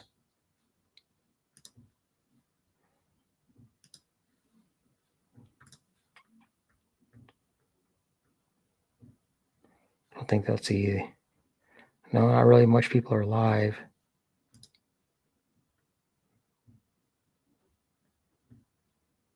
Did you guys see that Craig Hendry got 500 and something days in jail for publishing phone numbers in his description of his videos? It's crazy, man. So corrupt. I mean, there's an all-out, like, straight-up war on auditors right now, dude. I just got out of jail. Flex Your Freedoms did 10 days. Carolina got a 30-day bid. Hendry 500. And Carolina, she only had like a few days left to do on her sentence because she got like a few days when she first got arrested, time served, and then they gave her 30 days, but it's 3 for 1. And so she was in there for a few days and she only had like a few days left to go. And then they released her so that they could keep her on probation for a year. But she wanted to just stay in there and just finish the 3 days. But there's a stay of execution now pending the appeal. But she told me that there was no deal for them to not play the footage of Kruger slamming her down in exchange of them dropping a couple charges. I guess the judge just wasn't going to allow them to play that because it was after the fact of the quote unquote interference. So it's irrelevant. But man, if the jury had seen that, but you know what's funny too is literally right after the trial, like what was it, a few days after the trial, that's when Officer Kruger got fired. And a reporter called her and said, hey, you know, he got fired. What's your opinion? And she said, well, first of all, what took so long? And second of all, why did you wait until right after my trial to fire him? That's my question. And, you know, it's pretty obvious, right? Because if they were to fire him before, that would have helped her case. So they're just trash, dude. Like they basically only fired him because they had no choice, right? Like they had to fire him because they made national news and they knew if they didn't, that it was just going to bring more like auditors back over there. You know, I already went over there. It's going to bring a whole bunch of people from across the country to go over there if they do that. So they had to, but of course, you know, they didn't want to. And then they just wait till after the trial and then they do it, you know, stupid. He's hired again already from where? Where does he work? Oh, it was the very next day after.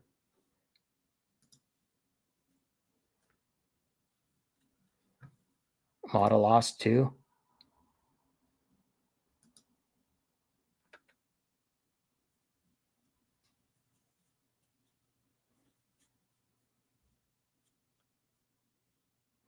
Yeah, he was convicted for the redress of others. Like other people wanted to redress. Like all that information is public anyways. Like you could just look it up on Google, right? It's not like their personal phone numbers, like their personal cell phone or something like that, or their personal emails. It was the work ones. It's available. Anyone could get it. I mean, that's how you know it's bad, guys, when stuff like that starts happening.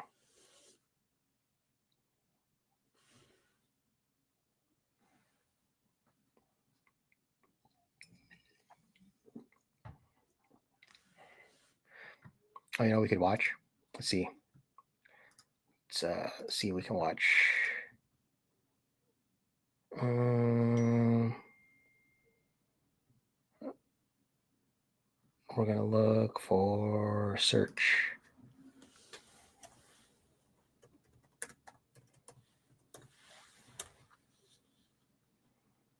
The No Fugazi videos.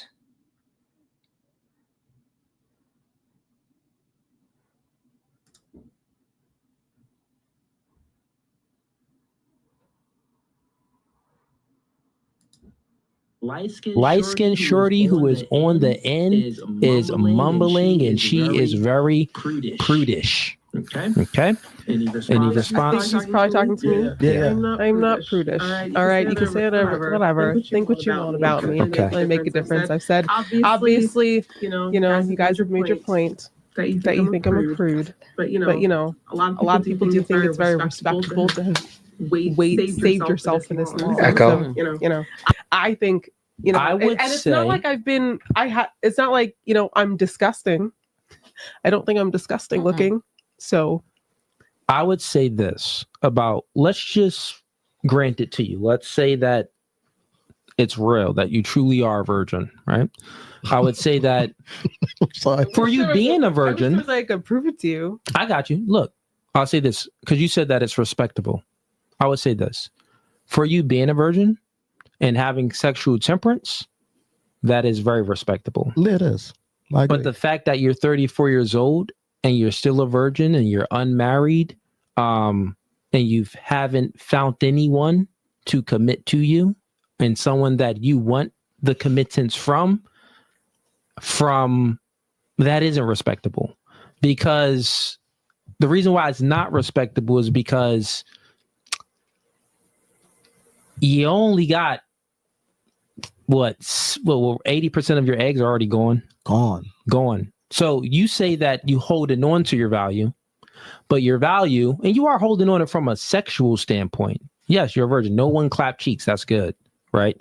I'm not trying to promote for you to be having your cheeks clapped. No, keep it unclapped. No applause, right? Keep it unclapped. But the not respectable part is that you should have found the man, and you should be, you believe in, you're Catholic, as you said, you know that you're put on this planet to procreate and to be by a man's side. And you know that a woman's place is by a man's side. You know these things. Why are you pretending like I'm unmarried by choice? So you're saying that you're unmarried not by choice? Yeah, I would love more than anything to have already been married and have 5 kids. Got you. Well, that's the thing. So something must be missing. So I don't know. I don't think it's me. And it kind of goes like this. Here's some game, right? Because I like to give ladies game when these conversations get a little bit touchy-feely, right? So you're picky. Granted, I know you're picky. Obviously, you don't want guys that's 5'8". You're talking about his height. So therefore, picky, a little bit, not that picky, because if you say my exes, a little bit, like, I don't it's an understatement. No, but I know that you're picky because you haven't had sex yet, which is good. That means that your morals is high. You have great qualities about your character. You got kudos to you, right? And I have an aunt. She's gonna die a virgin. She's like 68 or something like that. That's gonna be you. Yeah. Probably will, but hopefully not, right? Hopefully you can find a man. So here's some games here, right? So women, what they do is they advertise themselves to attract qualified mates to them, right? So the fact that you didn't meet, the fact that you want a relationship and you want marriage with a man, but you haven't found a man that you would want a relationship from, means that you're not attracting the men that you truly want and desire. Make sense? You could say that, yeah. Yeah.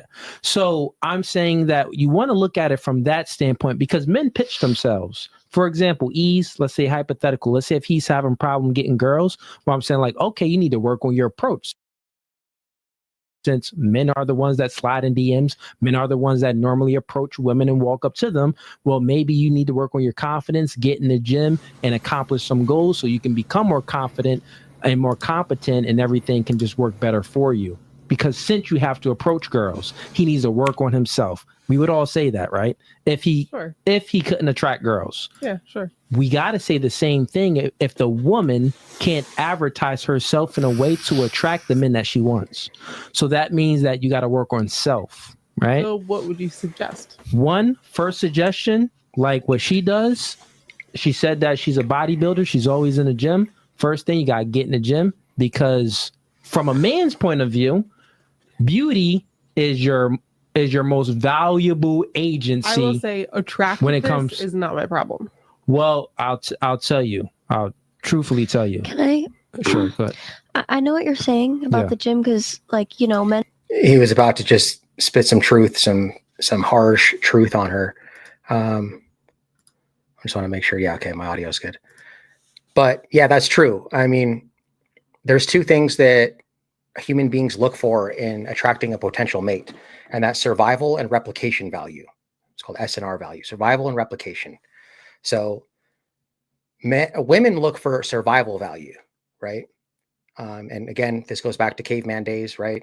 Survival value would be like the tribal leader or the tribal leader's friends, someone that's going to ensure the survival of the species, but ensure the survival of her and her offspring. And so in today, it doesn't equate to who can pick up the biggest rock, but it equates to, you know, money. That's why women are attracted to money. They're gold diggers. It's hardwired into their brains, because today money equates to survival value. It's going to ensure the survival of her and her offspring, right? Leader of men, protector of their loved ones. These are all masculine traits, survival value, that are attracted. So a woman might say, oh yeah, I want a guy that's, you know, he's got to be 6'2", and, you know, he's got to be good looking and all that stuff. And at face value, that may be what they want, but what a girl says she wants and what she responds to are two different things. That's why you'll see, you know, you don't have to be dashing good looks. That's why you'll see a 24-year-old supermodel dating some guy that's like 70 years old, right? It's not because that guy works at McDonald's. It's because he owns a chain of McDonald's, right? So that's first and foremost. And then men are attracted to replication value, right? Health indicators, youth indicators, something that's good for him to pass his genes down to. So men will literally date a woman just based solely on her looks, right? Like, men don't really care that much about like your career, you know, like how much money you make. Men date down. Men will date like a bum McDonald's worker, you know, as long as she's, you know, she's pretty and, you know, she's submissive and she's, you know, a good woman. She's a good home, take care of the house and stuff like that. Women don't do that. Women is not going to date. You have to make at least more money than them, equal or less money than them usually, right? And, you know, this isn't one size fits all, but it's typical. So that's why you'll see like a guy who's dating a girl just for her looks. Like, she could be a complete moron, right? Can't even, you know, she's just dumb. You can tell she's dumb, but she's a 10, right? That's why guys will do that. So, and then as you get older though, like, you know, for me, not so much. Like, of course, looks are going to be something that I'm attracted to in the beginning, but there's definitely more to looks. Like, if you just have looks, but you're disagreeable and you're trying to start an argument over every little thing and stuff like that, like, nah, man. But anyways, back to the video. I just wanted to elaborate on that. And want a woman that will want to keep themselves clean, keep themselves healthy, you know, want to work on themselves. Yeah. I just want to say that. Wait, that's all you had? Yeah, I just wanted to say. So, and this is what I'm saying. The part about being attractive is just that's not my issue. I'm not saying that. Well, I'm just saying that I, you know, I've never had a problem with, you know, someone telling me, well, if you looked this way, then. Here's the thing about guys is guys, I mean, look at this lady. Okay. She probably thinks she's really attractive, but I mean, she's okay. I mean, she's like a 6, right? But here's the thing about guys. Guys will smash. You know what I mean? Like, of course, she's not going to have a problem, because the guys are more like, we go out, we just we're like scavengers. We get what we can get. You know what I mean? Like, more men are only as faithful as their options, right? So that's the difference between men and women. So like if a woman says, oh, well, you know, if you're talking to some other girl, you know what I mean? Like, is that cheating? Well, yeah. But if a guy is talking to another girl, yeah, you could say that's cheating. But if a girl is talking to another man, like Facebook Messenger or something like that, oh, that's absolutely cheating, dude. That's treason right there. Because here's the difference: men, again, they're more as faithful as their options, right? We kind of just throw a hook out there, right? We throw our fishing line out there, and whatever we catch, right? Girls don't have to do that. Girls are like fighting off guys, especially if you're really pretty. This girl's, she's like average, but she's still got in her DMs, Facebook Messenger, she's probably got tons of guys in there. Oh, hey, beautiful, right? So if a woman is talking to another man, she's more emotionally invested. That's absolutely cheating because she had to turn down probably 10, 20 other dudes to talk to this guy. You see the difference? That's why I think that it's more cheating if a woman is doing it. And I would be more attracted to you. I'm not saying that. I'll break it down in a way where you could truly understand. Let's just speak about men first, right? So men, we are born without any we're not born with any sexual value. We have zero sexual value when we're born. Just like she said, she broke up with her guy because, yeah, he was maybe cute, but he was inadequate. He didn't have any motivation or ambition, so he wasn't really making money. He had none of that manly, oomph in him. So she was like, yeah, I got rid of him. He was 15. But they started when they were young, but it ended when I was 18 or 17. I was 18. He was 17. 16 turning 17. Super young. So even at that super young age, women still look for certain things. They know. Yes. That's why women will date older men, right? Usually they don't date younger because they're more established, right? And so that's absolutely true. Men are born at the bottom of the hill, and we have to work our way up to the top to being a man of high value. Women are born at the top of the hill, and as they age, they slowly go down. It's opposite, right? And then they meet somewhere in the middle. But as women get older, they're going down, and as men get older, they're getting higher value, right? Because like if I'm 18, I don't care if I'm good looking or not. Like there ain't a bunch of girls that are going to go invite me to some yacht to go hang out with them, right? Or a bunch of dudes even, they're not going to hang out, want me to come on the yacht with them. But if you're like, a really beautiful woman, yeah, you could probably go hang out on the yacht with the guys because you already have your value. You're born with your value, right? Men have to accumulate things. We have to go to school and we have to learn a trade and we have to learn a skill and we have to put in a bunch of work and become successful, right? To get all these things so that we have value. Better than you. It's in your nature. You want a man that's doing better than you, like the 4 things we said. So since a man is born without any sexual value, he has to go out there and create his sexual value. It's up to a woman. She's born with her sexual value. It's up to her to preserve her sexual value. Now, you preserved your sexual value as far as not having sex. But as far as preserving your sexual value, as far as what are men attracted to sexually, well, we're attracted to women that are fully in shape. We like the Coke figure, small waist, wide hips, or if it ain't small waist, if it ain't wide hips, it's just like some type of curvature there, but it needs to be thin and healthy. That's what men are generally attracted to. Supermodels, thinner women, they get more options. More thicker women, they get less options. And you got to think about it. The thicker the woman is, she's getting less options. Well, why is she getting less options though, too? I think this is, you're trying to say that a person, it's not completely just based on an initial attraction. I'm sorry, I shouldn't say that, because a lot of it is based on initial attraction, because I can walk into a room and I can be on a date with somebody, and if I'm not attracted to them when I first look at the way they walk or their hands or the way that they walk into a room, my opinion's probably not going to change. I got you. And I'm also saying this though. But go ahead, I just want to finish my point. Sure. But it's like, I get what you're saying to a certain degree, but also you can't put all your eggs in that basket, because that's not really, that's the only basket you have. Yes, but I've gone on a lot let me of repeat dates, that again. Look, right? so look. It's not the only basket I have. I'll repeat it again. It truly is. Look, it's the only basket that matters to men. Because I can confidently tell you, like he just said, quick, just listen real quick. I'll say it one more time concisely. It's the only box. It's the only box that matters. That's the only basket that matters to men. So men, we have a lot of boxes that we can elevate in because women are attracted to a multitude of things. You like him tall, strong, masculine, dominant, assertive. You like him good looking, smelling good, dress nice, being able to convey himself and hold the conversation and make you feel the vibes. So a man can, if he's not doesn't meet the height requirement, well, he can elevate by going to the gym, getting a better physical structure. He can elevate by talking to more girls and building up that confidence and learning ways to convey himself to a woman to make her feel all bubbly and giggly. So he can elevate on different levels. But that's because women are complex creatures because they're attracted to so many things, which means that we can upgrade on many different things. But what are men attracted to? Only your looks. Only your looks. So that means that that's your only basket. That's the only elevation. You probably never heard the truth, but this podcast no fugazi, so we got to keep it real. So I'm telling you, please just take it. I'm telling you this.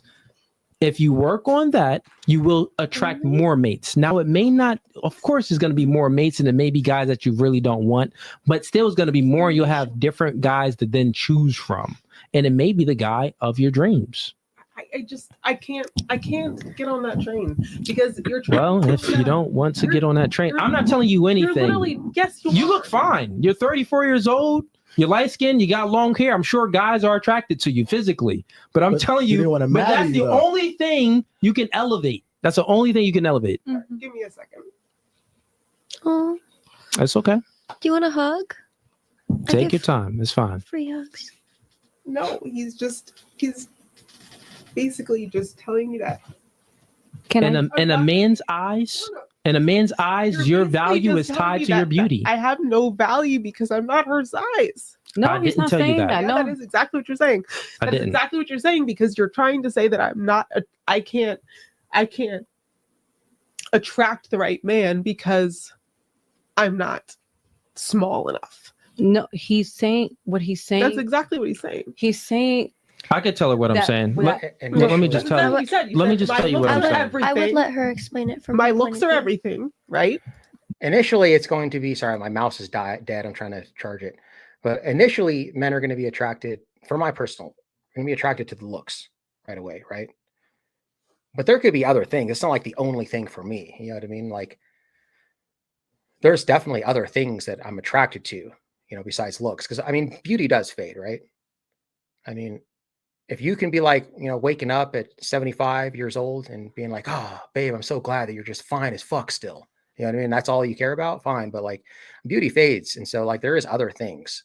Now, initially to attract that man, yeah, that's important. But there's other things for me, which are just more feminine qualities, which would be like, like I said, submissive, can take direction, can cook, right? You take care of the house, agreeable, right? Stuff like that. Those are traits that are attractive to me. So they're the only thing that matters, right? That isn't what I said. They're the thing that matters first and foremost. That isn't what I said. For men. Right. But that isn't, I'm speaking specifically to a certain thing, right? So I said that women advertise themselves. Women don't normally walk up to men, lots of men, and approach them. You don't walk up to every guy you see that's attractive and approach them. The man, and not only that, you would respect it more if a man would approach you. So men approach and women advertise themselves. So from that standpoint, since you're not meeting certain guys, right? So let me finish. Since you're not attracting certain guys that meets your qualifications, that you would want to even have them guys get down on one knee to marry you, if you're not meeting those guys, that means that you need to change something about yourself. That's what I'm saying. Right. So the one thing that I need to change, you're saying, is just to lose weight. I'm saying the one thing you need to change is to lose weight and to get in the gym, and you will become more attractive to more men. It's based off of beauty. But that's never been an issue. Yeah, but big is still beautiful. But I'm telling you, it is. Not for a lot of men. I don't want. She can still find a man. Again, she could still find a man at the size that she is. It's just that what he's saying is that, look, if you're 34 years old and you're still single and no one's asked you to marry you, that's the thing that you can change to increase more men wanting to talk to you. Like if you want to widen your pool and get married, that's the thing that you can change about yourself to attract more men. Not saying that he's not saying that she can't attract any men right now. What he's saying again is that she's 34, still single. She has this criteria that she wants, has all these expectations that a man must have to be a potential suitor for her. So if she hasn't found that at 34, he's giving her advice on what she can change. Like if you tell a guy what you can change, well, hey man, you know, you're working at McDonald's still. Are you going to, you know, try to become the manager? You're going to be a shift leader. And then from there you go to a salaried assistant manager, maybe try to take over your own store. You know, GMs at McDonald's make 6 figures, dude. Like these are things that men could work on to attract a mate. You know, that's a fact. I'm not gonna get butthurt, and cry, the girl doesn't like me because I make minimum wage, right? Like, dude, it's a dog eat dog world out there, man. That's just the way it goes. That's what it is for men, right? And that's the way it is for women. He's just being honest, you know. But like, that's what I'm saying. Like, women are very emotional, and you kind of just have to learn how to do that. But like, guys are logical. We'll be like, oh, you're right, man. If I want to attract a girl, if I have these expectations, I need to get an 8, at least an 8, looks wise. I need to get a better job, man. I can't just be working at McDonald's my whole life, bro. I'm almost 30 now. I got to do something. You got to do something that's going to make a woman that's an 8 or a 9 want to settle down with you. And that's what it is. But a man probably wouldn't just be crying. You know, I get where she's coming from, but it's just women are just very emotional. A man who's only going to judge me based on my size. That's how it is. We don't want a man. Look, you just called him short. We don't want a woman that's only going to base us based off our height. I'm 6'4", he's 5'8". But you said that he's disqualified because he's 5'8". I didn't judge his character. But okay, but you judge his height and he doesn't qualify for you. But they didn't judge her character either, though, right? See, that's the thing. It's like women are allowed to have preferences, guys. So a woman can say, oh, 5'8", you're disqualified from me automatically. That's my preference. And no one bats an eye about that. Like, that's fine. But like a guy could say, hey, man, I don't want any fat chicks. Oh, you're misogynistic. You're a pig, right? Like guys aren't allowed to have preferences. But see, here's the thing. If a woman's overweight, there's something that she can do about that. I say 99% of the time. Maybe there's 1% of the time she has a medical condition or something, you know, hypothyroid or something. But that's a vast minority. So women can change their weight, but a man can't change his height. I mean, this guy's got an inch on me. I'm only 5'7". Right? It's something that I just can't control. So now I have to be better at other things because I'm not 6 foot. You see what I'm saying? So again, my point is that it's so hypocritical that women get to have preferences. This lady straight up said, this guy's 5'8". You're disqualified for me, but guys can't have a preference. Otherwise, you're just judging me based on my weight. You know what I mean? You. Okay, but that's not saying. And we're saying, but look, time out. The same way he doesn't qualify for you with your figure, a lot of guys you won't qualify for. And that's what you have to realize. But me as a person, I'm not going to qualify for a lot of guys because that's life. You as a person, you're great. Let's just say you're a virgin. No, let's just say you're a virgin. Let's just grant it to you. No, we didn't call you any names. I didn't call you any names. No, can I? I didn't call you any names. And real quick, you as a person, you have. Let's just say you're a virgin. Let's say I believe it. You have sexual temperance. Why would I lie about that? That means that you have all these characteristic traits in you. That is very good. You're a person of high moral character. That's beautiful. Sorry, I gotta stop this real quick, just about the virgin thing. So if a woman is like, say she's a virgin, she's 34, that's actually a trait that I admire. That's great. But you know, one thing that I don't respect is if like these women that are not virgins, in fact, they have a kid, right? But now they're a born again virgin, and like, I'm not having sex till I'm married, right? Like, well, dude, that's like a slap in the guy that you're dating's face, right? Like, okay, so you were giving it up to all these other guys that didn't work out. They weren't good enough. You even have a baby daddy with someone, right? Giving it up to him. But now me, the person that you're choosing to align yourself with, you're not going to have sex with me though. You see what I'm saying? Like, that's a slap in my face. I've never dated a girl like that, but I'm just saying if that were ever to happen to me, I wouldn't respect that. What's on the inside is beautiful. But remember, you advertise yourself in men approach. So you want to display a beautiful outside, just how beautiful you are on the inside, you want to explain the outside. I'm not saying that you're not beautiful. I'm just saying that you can elevate yourself more. He is saying be what you want to attract. Exactly. He's not saying that you have to lose. He's not saying that is you want a tall, and we're old heads. We're old heads. This is just a fact. I'm almost 40 and I have never been married. And I'm not fine with it, but what are you going to do? So like for me, one of the things in being Hispanic and my grandma, mommy getting on me is, why are you not married? You're so pretty, mommy, because there's not really, men don't want to commit and they want girlfriend benefits without the commitment. And I'm doing that. At the end of the day, that's what it is. That's exactly what it is. I played house for 10 years. So what he's saying. So it doesn't have anything to do with what I look like. But what he's saying is, and this is something that I understand exactly what they're saying, because if I want to attract a man with money and all of that stuff, then I have to present myself as such. So like I'm almost 40. I can't compete with an 18-year-old. She could be my daughter. My daughter's 19. I can't compete with that.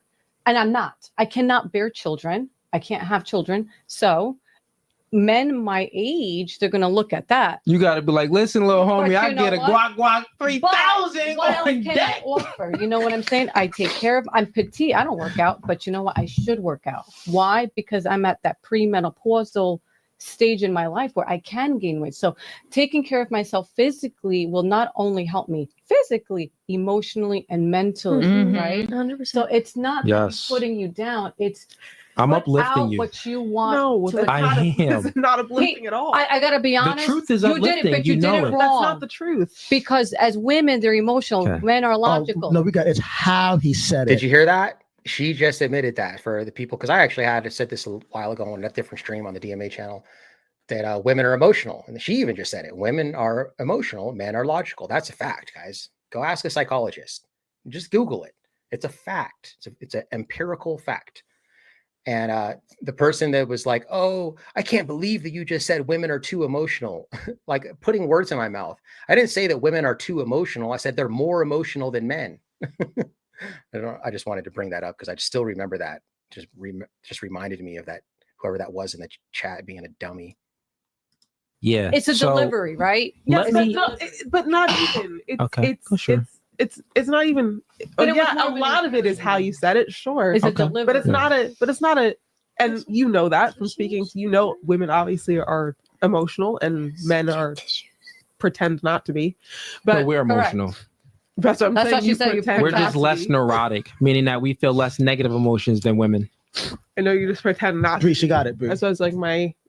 Yeah, he wasn't putting whatever you down, girlfriend. No, but like, he was. I'll speak for myself. I wasn't. Let me just speak for myself. Okay. Well, one, when it comes to how things are said and what is said, you're a woman of faith.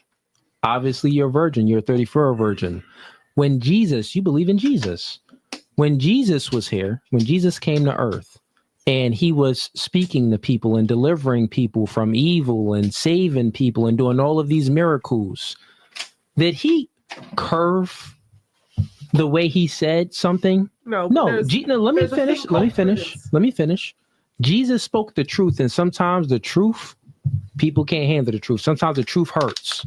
So I'm just speaking the truth to you. It doesn't matter if I try to coddle it, it won't make a change. No one said coddle, but there's things prudence. You could say prudence, right? And maybe you feel that I'm coming at you a certain way because you know that it's truthful. But no. It has to be true if you got emotional from it. I'm upset because you know it's the truth. No. Maybe is it an insecurity?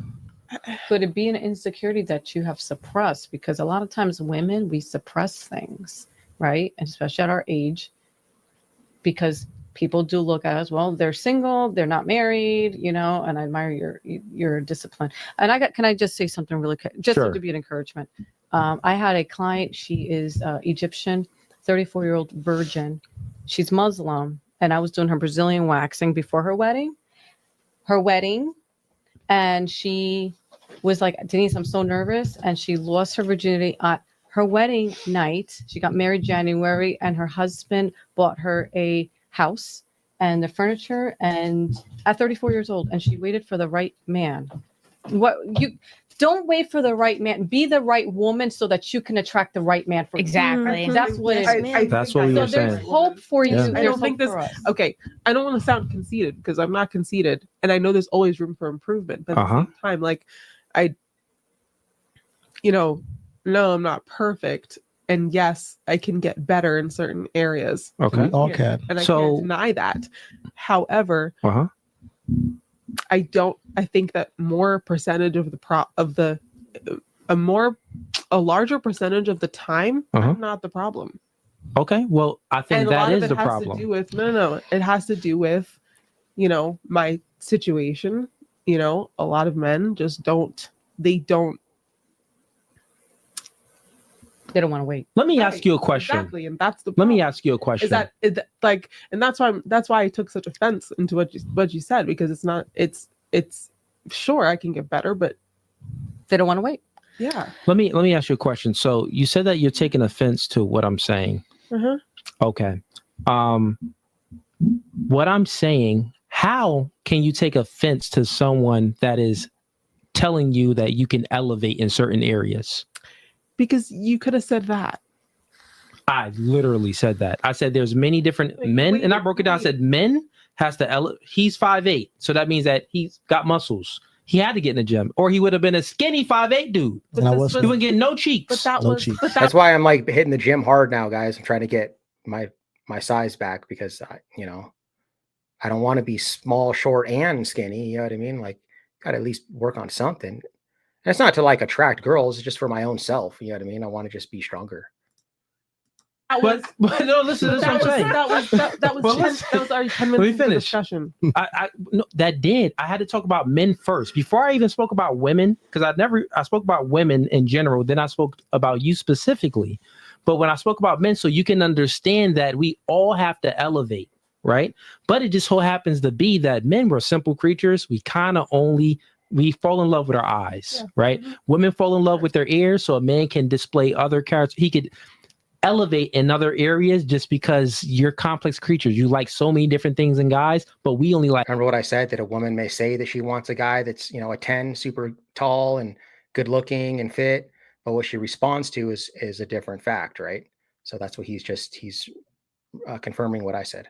Like really one thing in a woman when it comes to attraction, that's looks. So I'm saying that I'm looking at you and I'm saying, you know what? You could hit the gym. Can I say something? That's a positive thing. But now let's reverse it. Let me get your answer real quick. If a man was at home in his mom's basement, 34 years old, he had no job, and he was eating cereal all day and playing video games. Fruity Pebbles, of course. And sometimes Fruit Loops. Fruit Loops be trash. Let's give this nigga Lucky Charms. Okay. His Lucky Charms next. Yeah. So he ate cereal. No motivation, but he said, I want a bad chick. I deserve a bad chick. What would you say to that man that's in his mom's basement, 34 years old, with no job, playing video games and eating cereal? No car, no license. Would you say that man has to self-improve in a lot of areas? Yeah. Got it. Now look at you. 34-year-old virgin, never been married, never met a man that you even wanted to marry. That's not true. But you met the man that you wanted to marry, but he didn't get on one knee. So that means that you couldn't lock the man down even when you met him. So that means that, we look at it. That has anything to do with me. Listen, we look at it. Women grant sex, men grant relationships. If the man didn't grant you the relationship from the only man that you wanted, well, that means that you need to improve on something. I just don't. You have to take accountability. I take accountability, but you're not. You're running from the accountability. No, I'm not. I'm not running from the accountability. Okay. Well, I'm trying to say that every situation is not the same. I know it's not, but just like you would see that 34-year-old man that's a virgin living in his mom's basement, but claiming he wants a bad chick. One area of my life. Well, that's the area that men are attracted to. He's broke. He doesn't have a job. We don't care. Men don't care about it. Like that's a I know, but listen, situation. Men don't care about women's money. Men don't care about women's competence. See, remember what I said? That's why men will date down. Men will date a bum McDonald's worker. We don't really care about your career. In fact, sometimes it's actually worse because then if a woman is like career oriented, that means that she's in her masculine energy, right? That's a masculine trait, to be goal oriented. So if anything, it can really be a turnoff. Men do not care about that. I mean, maybe, and here's the thing, like if you're looking, well, I would care about it because then I could just not work, if she made a bunch of money. But the problem is though, is that a girl that makes, 150 racks a year is not going to want to support a man so he doesn't have to work, or she's not going to entertain a man that makes like, 40,000 a year and she makes 150. So yeah, it may seem cool to you, like I can just have a sugar mama, but good luck finding a woman that makes that amount of money that's going to want to date somebody that's, 34 and living in their mom's basement. Men don't care about women's money. We don't care about women's competence. We don't care about women's height. We don't care about all the things that you care about in a man. Attraction isn't symmetrical, it's asymmetrical. So you became the man that you want. You got a good job, you're doing things and all these type of things, but you became the man that you want. So all these other guys that you're meeting, they don't qualify for you. But the only guy that did meet your standards, guess what? You didn't qualify for him. So we're just saying that you can elevate on the beauty aspect because we're simple.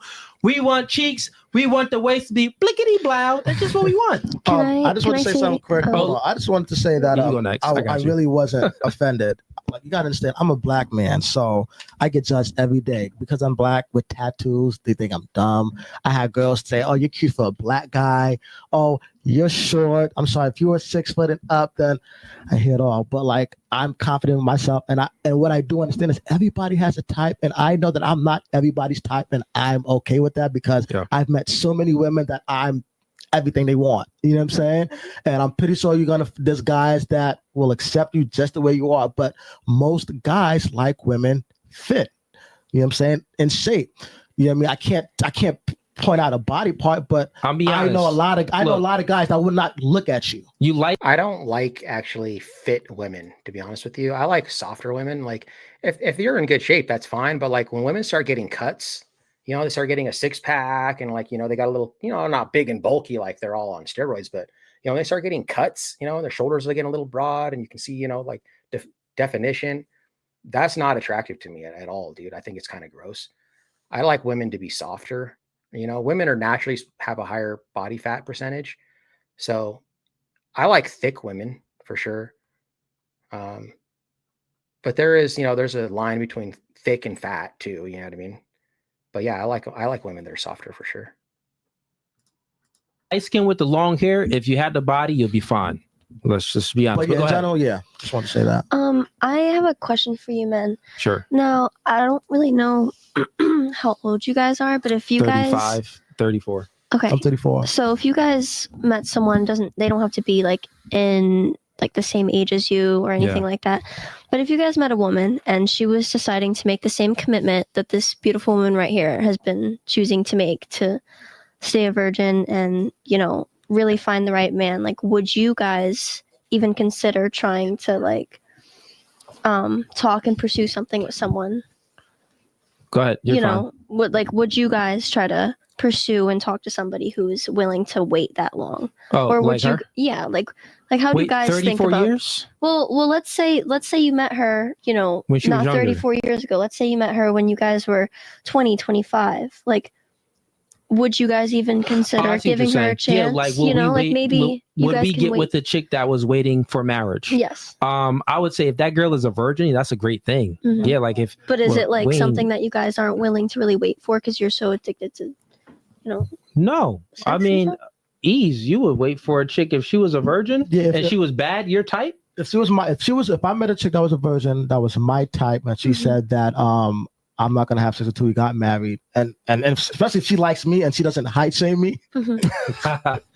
Yeah, I would marry her. To be honest with you, I would like to get married, but I'm scared to get married because a lot of marriages end, and usually it's the women that are divorcing men. So I'm actually scared to get married, but I would love to get married and live happily ever after. But it's just not the way it is. But to answer your question, yes. And generally, I would say most men will, because men, we seek out purity. So like, why do you think that, like, think about what marriage is. Marriage, why the woman walks down the aisle with a white dress, because that represents virginity, purity, right? Yeah. So if a man is going to be marrying a woman, and you got to think about it from like hundreds of years ago, the family or the father gave his daughter to another family son that they respected that family and that man had a good future for him, and he could provide a good future for his daughter. So it's like, oh, I have a virgin for you, and your son can have this virgin. Now let's trade and make deals. That's kind of how they did things, because the virginity in a woman is very valuable. So it's good that she held on. Like I said, it's respectable, but for 34 years, it isn't respectable because you're doing something wrong. You can't attract the man and retain the man that you want. So obviously you're lacking in certain traits, and which is okay. You know what I'm saying? That's totally fine. She should click the link in my bio. I do coaching. I help her out. Should be good. But anyways, any other questions on this topic for you? I know you wanted to say a few things, so right? It's interesting. I feel like everyone has an interesting perspective, and I feel like I understand where she's coming from. Like, it's a sensitive topic. Like, before I even got into bodybuilding, I was heavier before I got into the gym. But if I didn't take that moment to self-reflect and realize that I needed to work on myself and feel better about myself, I was never going to like attract good, positive, vibes in my life. Yeah. But like, you just, whatever you attract the bottom feeders. Exactly. Like, you attract the dudes that can't get any girls. And Taryn's great, and she's over here saying that she wants, someone who's tall, handsome, wealthy, and everything. But then what does that man get in return? Yeah. Yeah. Taryn, you good? You coming back on, or are you going to leave? Yeah, I just need to not look like this. Okay, got you. No worries. Take your time. No, but I definitely understand. Like, when I was, so she's getting sad. So what do you guys think about that? Slice says he's 100% correct, and she's in denial.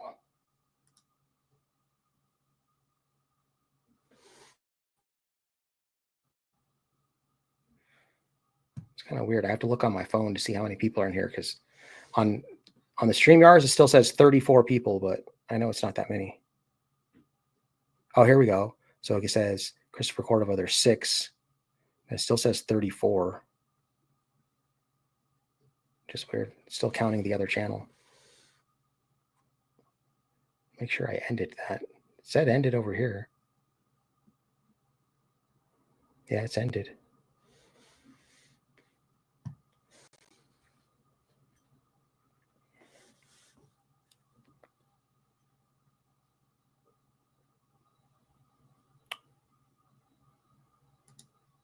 Yeah, I think that's pretty much a wrap on that one.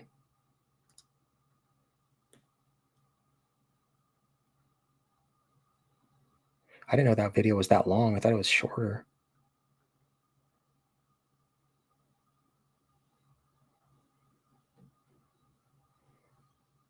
I don't know. I don't know if I want to watch another video.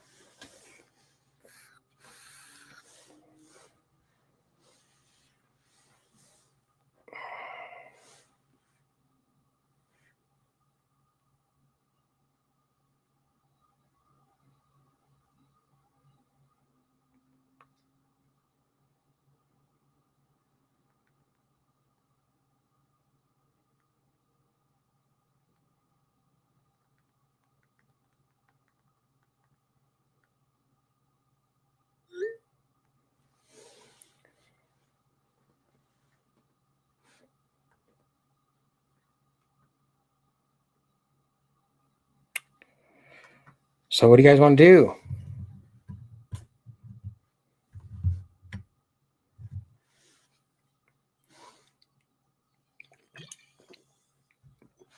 I got, see, eject this thing. I got this thing right here, like,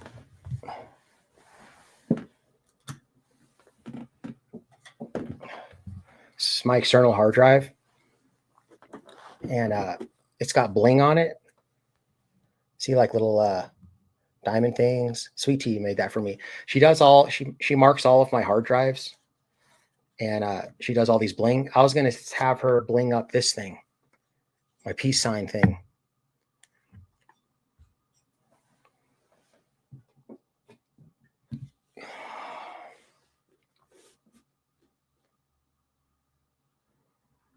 Yeah.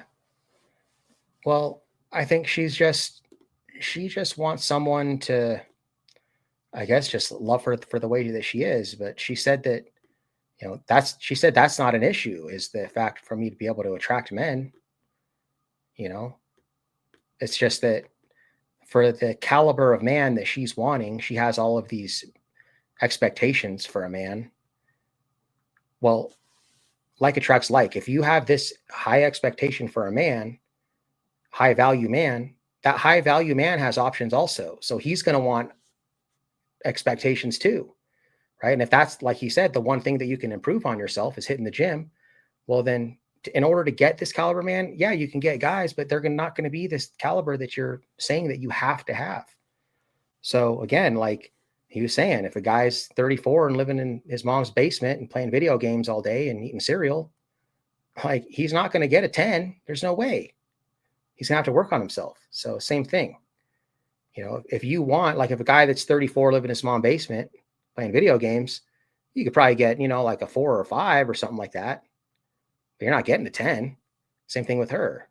Yeah, you're gonna get somebody the way that you are, but you're just not gonna get that high caliber man. It's crazy that women are entitled. This woman thinks that she should just be able to get, a 9 or a 10 guy, the guy that's, 6'1", good body, good career. Like, why would that guy want to be with you? What are you bringing to the table is the thing, right?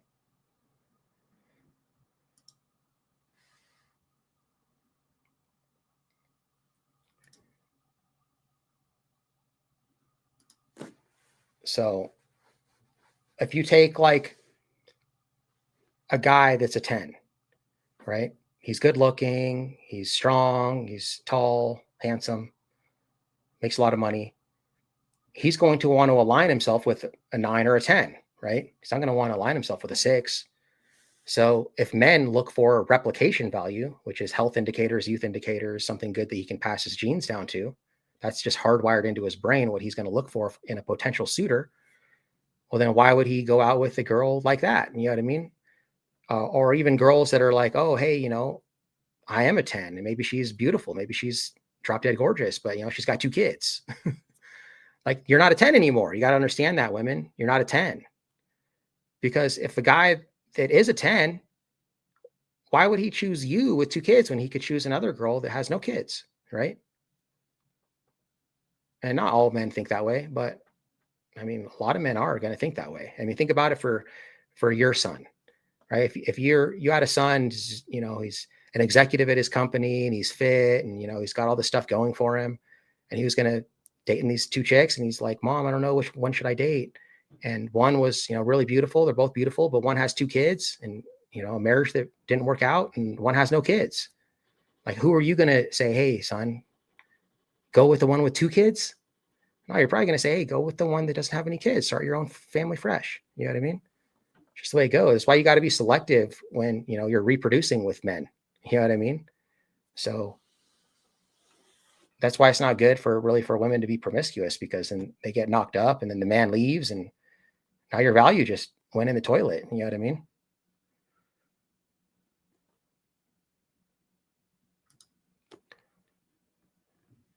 When I was younger, I had a type, but as I've gotten older, that shit doesn't matter as much to me. I want a guy who can make me laugh, be trustworthy, and have a job. That's like pretty much like we were talking about before you got in here, the majority of like what women want. Women, like we're talking about replication value for men, women want survival value. So she wants a guy that is capable of leading, man that's competent, right? Leader of men, protector of loved ones, got a good career, assertive, right? These are all masculine traits that women want. And it doesn't have to be, tall or super good looking. There's like David Cooley said, there's other traits that a guy can work on. If he's short and he was born short, then, you could work on your sense of humor. You said you like a guy that make you laugh. Well, that's something he could work on.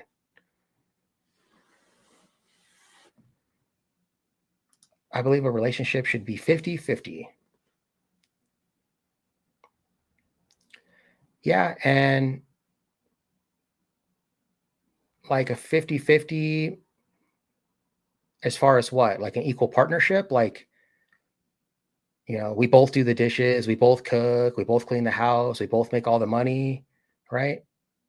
I don't know about that. Like, I would prefer to just make all the money and then her take care of the house and the cooking and stuff like that. And I do the man jobs and she does the girl jobs. That's what I would prefer. That's my 50-50, but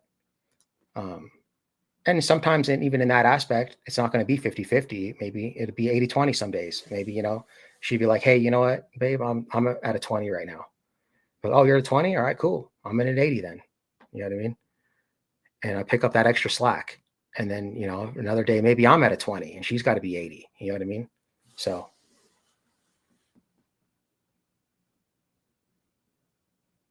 As in for paying for things and stuff like that. Well, yeah, I mean, with today's, you know, economy, it's kind of like almost how it has to be. Yes, equity, not equality. Exactly. That's how I look at it, because like we were just talking about, like David Cooley was saying up there, what do women look for in a man? Like I said, all the stuff that I said, they want taller than them, stronger than them, make more money than them, more competent than them, able to lead better than them. By this definition that many women say they want in men, that's not an equal, that's a superior, right? So it's not equality, it's equity, right? You're not equal to the man, but you bring other stuff to the table that brings equity to it.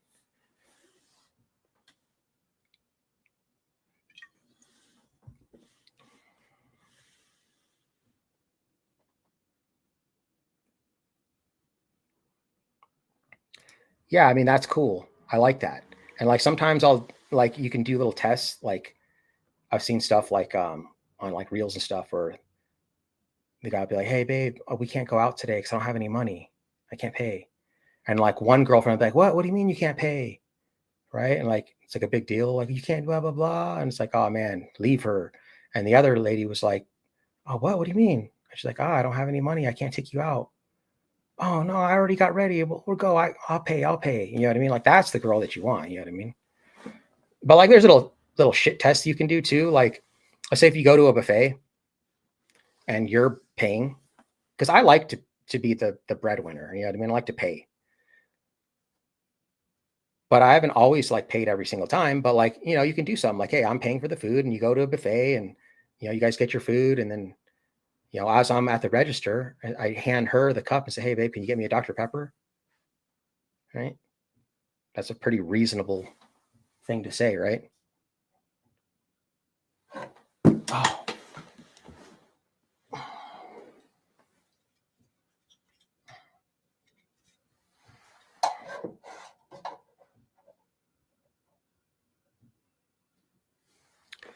But if she gives you an attitude, oh, I got to get your drink too.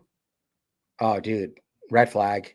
Like, dude, seriously, I'm going to come over here and like, I'm going to pay for the food, and I ask you to get my drink, and you're making a big deal about having to get me a drink. You know what I'm saying? Like, you already tell problem woman right there.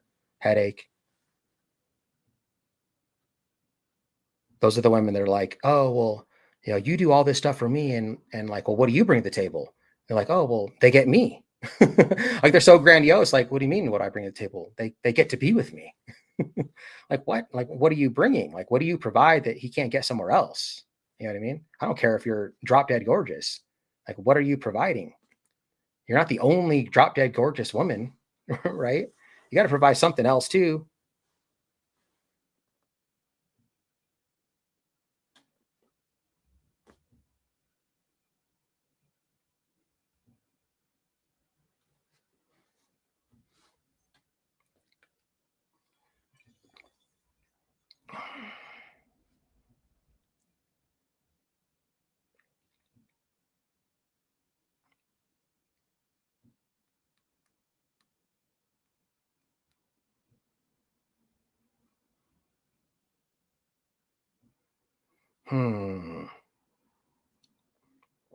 So what do you think, guys? I don't know what to do. Should I end this soon? It's getting pretty quiet in here. You know what I should get? I should get one of those little things that's like crickets. So I'm gonna do. I'm gonna upload something for next stream. So when it starts getting like boring in here, I'll just put the cricket sound on. That's the thing about live streaming on this channel is there's not that many people. Like I was on the DMA channel earlier and there's like plenty of people in here. But then when I switch over to just this one, not everyone comes over. That's the thing I was saying. It's like we had a good 40 people in there. And then I say, hey guys, let's go over to Christopher Cordova if you're liking this. And then some people came over, but like it just dropped down. Like, why do you want to watch on the DMA channel, but you don't want to watch on this channel? It's the same stream. I just don't understand. Or the Jeopardy one.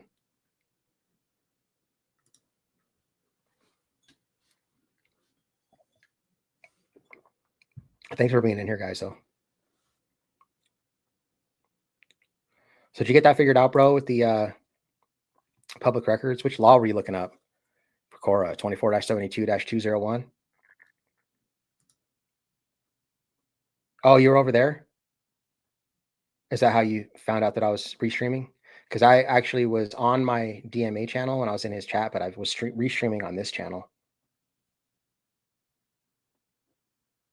Right on, big dog. Appreciate you, Brandon Mitchell. Let's see what else we can watch. I don't want to watch this guy no more, though. I do like him, but let's see. Let's watch. Let's see who was live. Penguins.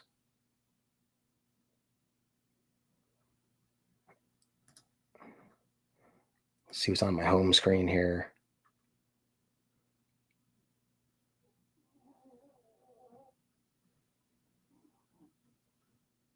You guys can see kind of the stuff that I watch. I watch like basketball stuff, music stuff.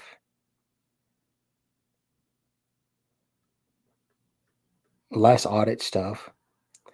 I like to watch these things. Have you guys ever seen these? Like it's like a graph, like best-selling music, and then it goes through all the years. The richest man in the world and all that stuff. Teenage Mutant Ninja Turtles. Oh, here's that dude. Anatoly, he's funny. Oh, look, here's one of my videos of me dancing. It's on the Sweet Miracle channel. It's only 14 seconds.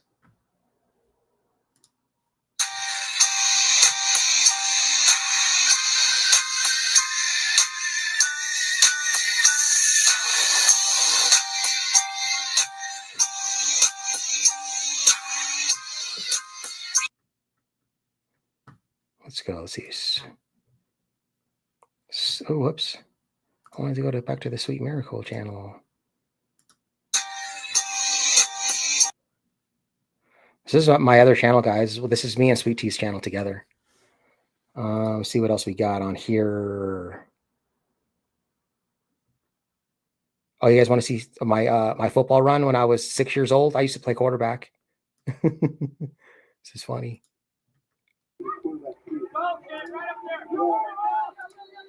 Hold on. Pause. Let's make this full screen because it's like already kind of small.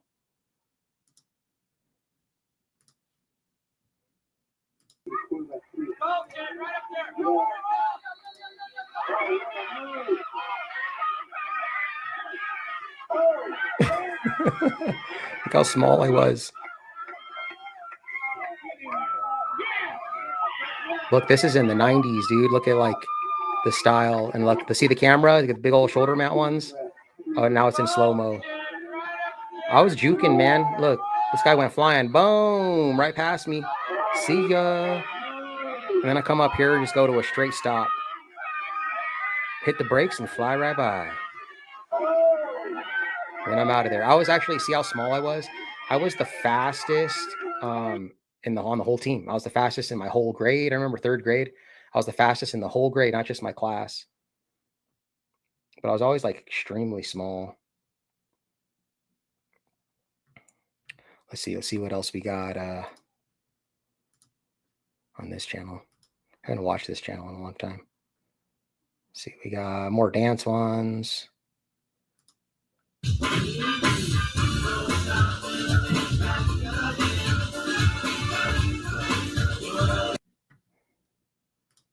dance clips. We got the hat flipper one. Listen to the drum and bass. We got a little, I was just like a little floor move.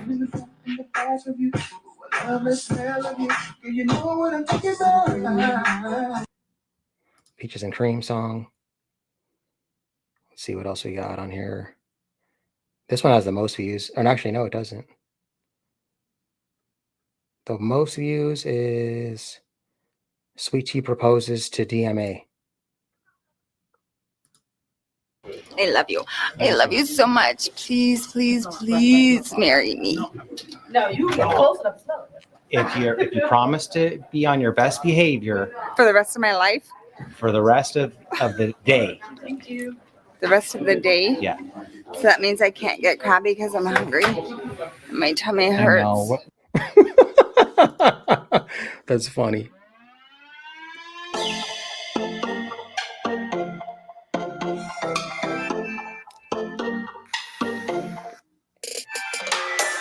This is with J-Town.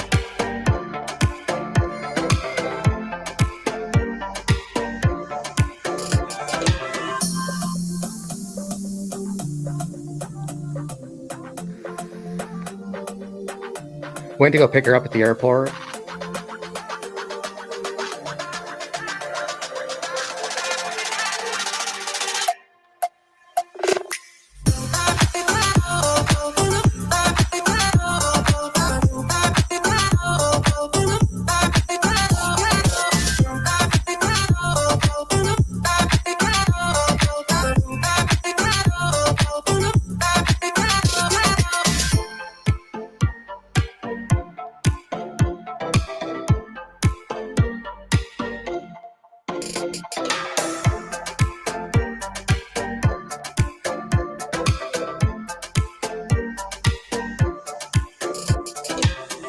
Actually edited a different version of this one. It was better.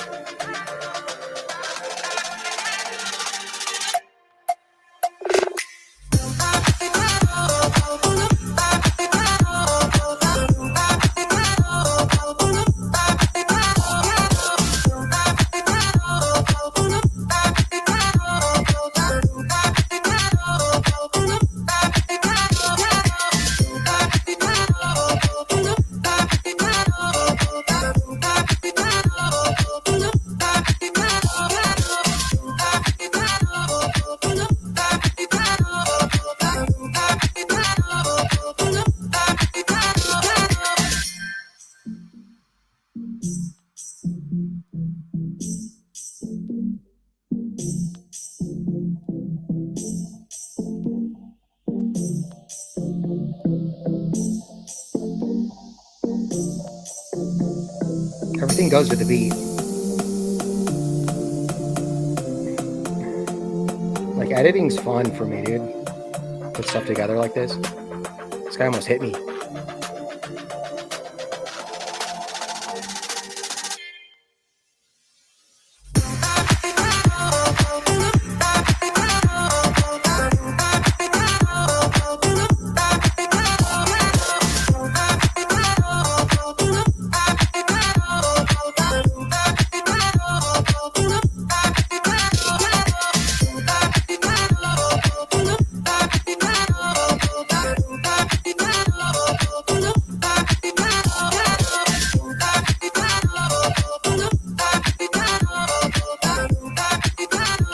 Okay, let's see that video if I have it. You said you texted it to me. Oh, she didn't get it because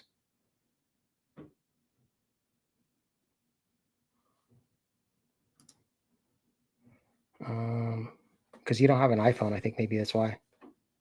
Can you email it to me?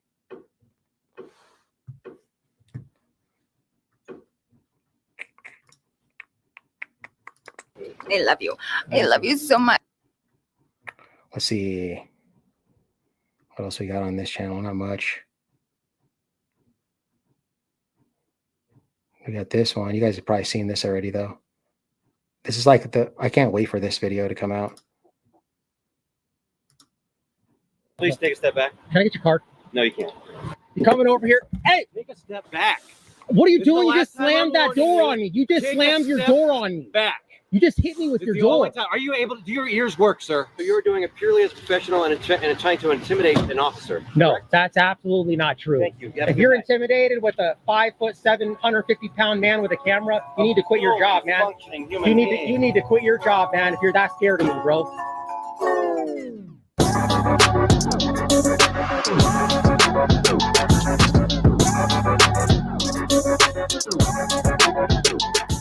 This one's going to be a banger, dude. I've been wanting to publish that one for so From the long. station that's working for you. You're watching Fox 4 News at Night. But I haven't been able to because of the shadow ban. Yeah, that's the one, bro. DenverMetroAudits@gmail.com.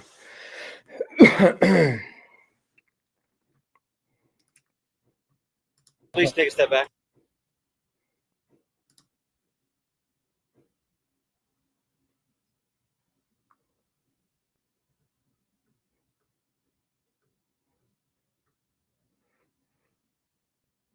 Let's watch Feminist Destroyed. Do you believe in God? No, I don't. I'm sorry. I believe that women are to create and men are just to destroy. If that's the case, then why have women initiated 70 to 80% of the divorces and destroyed the nuclear family? Moreover, everything that you're seeing, touching, and hearing from all was created by men. Men have a natural proclivity to create. That's a tendency. We want to go out there and create because men have a natural propensity, I mean, that's in our nature, to compete. So we have a natural propensity to compete with other men, which means that we have a natural proclivity, a tendency to keep on creating things. And generally speaking, women don't have a natural tendency to keep on creating. This is why women are so attracted to feminism, because feminism promotes equality, not competition. It's two different things. So either way you look at this, you're wrong. Yeah, dude. So I just got done saying, I just got your email that just the other day, I don't even feel comfortable when I go on vacation.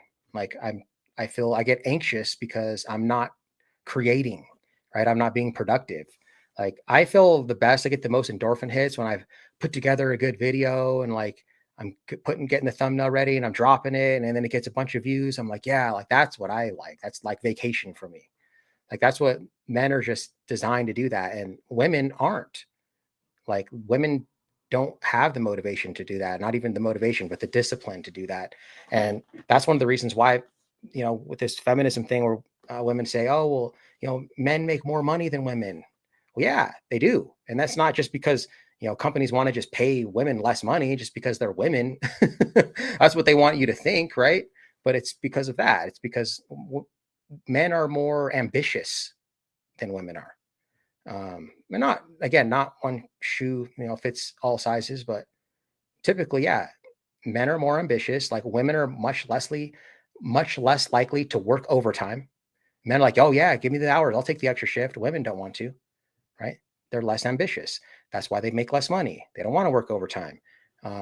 They don't want to take the higher paying jobs. Like I said in one of my other streams, that women don't want to be Navy SEALs. They're in the Army, but they're in the military, but there's been 0 women that have even tried to be a Navy SEAL. They don't want to. They don't want to be construction workers. They don't want to build the roads. They don't want to, you know, work on the oil rigs, right? Those are high paying jobs, but women don't want to do them. Right? What do they choose social worker and teacher and like all these low paying jobs. That's another reason why they make less money than men. Another reason is because a lot of times women will take, you know, 5 years off when they become pregnant, when they have a kid, they'll take, you know, time off for maternity leave, which is great. If the husband can make enough money, that's great. That way you don't have to go to daycare and all that stuff. But when the woman goes back to work, she is now 5 years less experienced than similarly aged males. So of course they're going to make less money, right? That's another reason. And if you got 2 people who went to the exact same school, got the same GPA, right? One's a man, one's a woman, same age, but the guy has 5 years more experience in the same job. Who are you going to pay more, right? So it's not just because men are like companies like, oh, we're just going to pay the women 25% less. Like if that was the case, I mean, Walmart and stuff, they just hire all women. if that was the case, right? But it's not the case. That they do make less money, but it's not because of, the reasons that the feminists want you to believe that it is. Something completely different. Okay, so let's check out the video that Mitch Lovin sent. Find it. ID refused. Okay, hold on. Okay. Oops. Let's go here. Subscreen, present.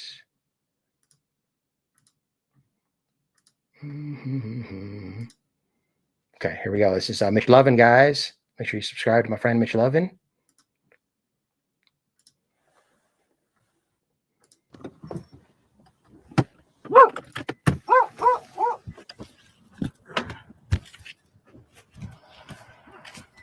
Or do you typically rollerblade?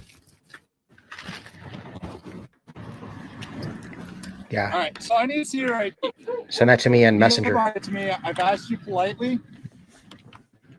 So if you don't comply, then you're going to be detained.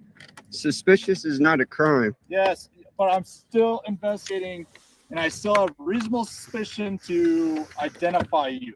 What is the reasonable suspicion? Right now, trespassing. So Whole Foods is trespassing me? So a business owner in the area contacted us. Well, I'm on Whole Foods. So you still need to identify yourself. Okay. And I'm not playing this game with you. Well, I'm on Whole Foods property. I don't care. You need to identify yourself. Why?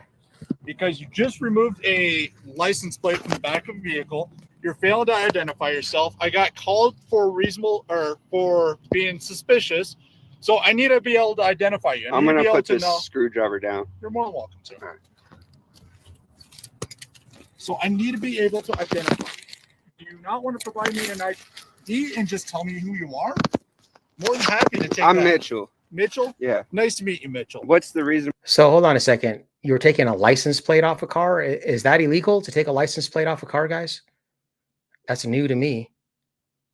Or articulable suspicion that a crime's been committed, giving you the right to demand my identification and deprive me. CRS 16-3-103 is the Colorado Revised Statute, bro. Just so you know, write that one down in case this happens again.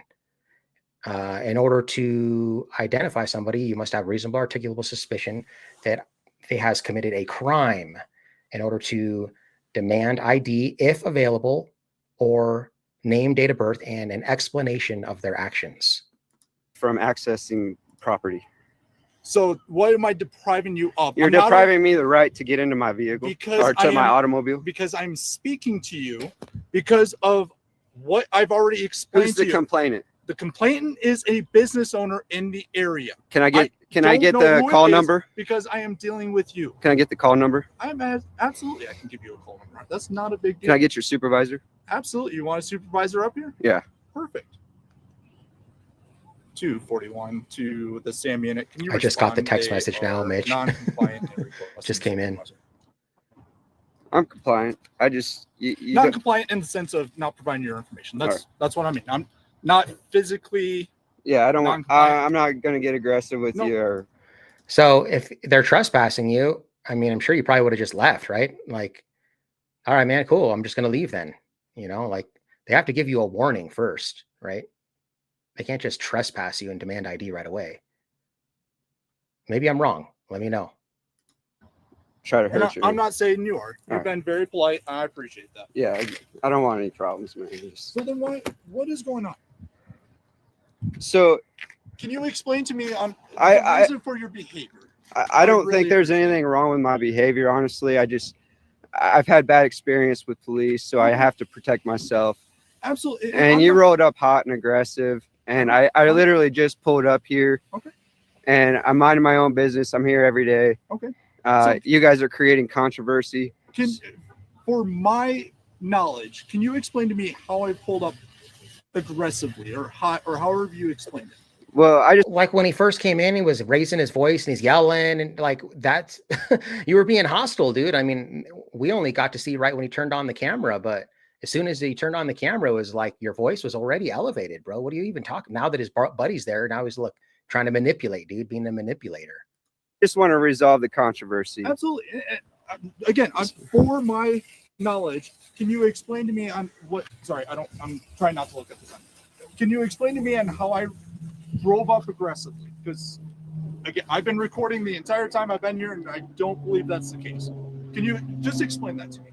What I'm telling you is you're demanding ID for, you're saying reasonable, you have reasonable articulable suspicion for a suspicious person. That's not a crime. I am being called to a suspicious person.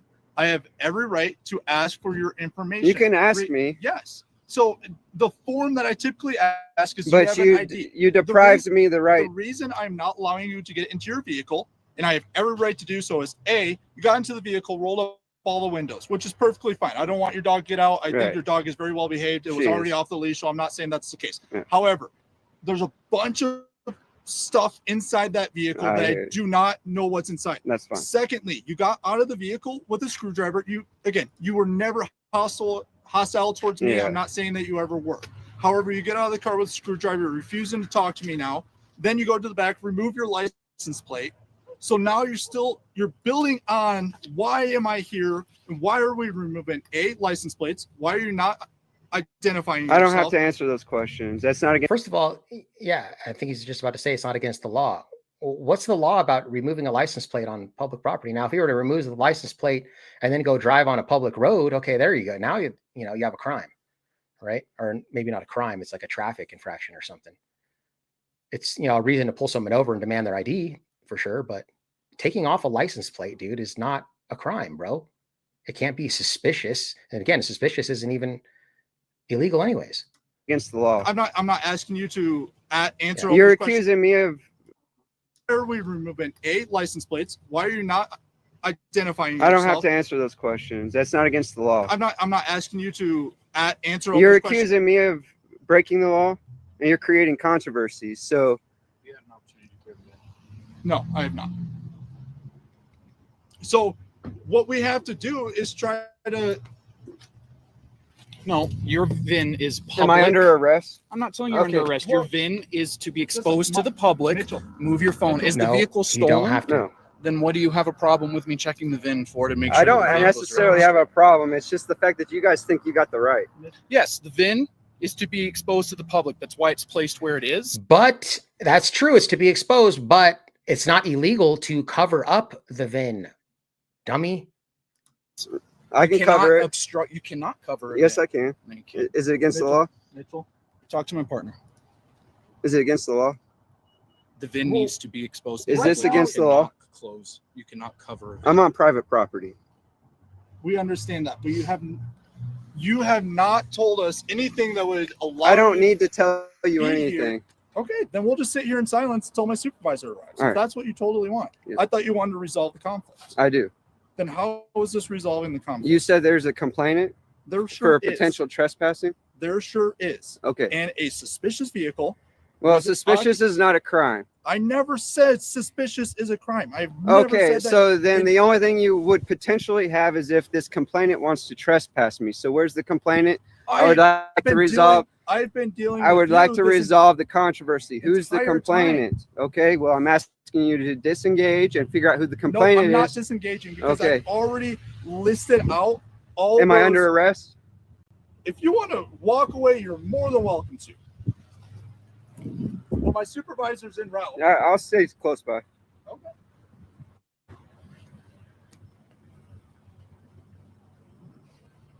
So we're just going to sit here in silence and we're not going to resolve anything? That actually sounds pretty good. You want to get full foods? Yeah, I'll get them full. And then contact ERP, whatever business it was around here, see what they want. Hold on. Nope. Am I under arrest? Do not obstruct my partner from talking to the business owners. Obstruction is a physical act. No, it's not. Yes, it is. No, it's not. So it's another good one to have, bro. Write it down. CRS 18-8-104. Physical act. A person obstructs a peace officer by using or threatening to use violence, force, or physical interference. And this guy right here just said it's not a physical act. Oh, gosh. Well, I mean, he's gonna get in his car. And I have the right to film you in the course of your duty. Have I ever said that? I'm not obstructing. Have I ever? What would I be doing to obstruct? You want me to talk, or you just? What would I be doing to obstruct? Answer the question or don't talk to me. Do you want me to answer the question? Answer the question or don't talk to me. What was your question? You're incompetent. I'm incompetent. Okay. Hey, John, cut the water.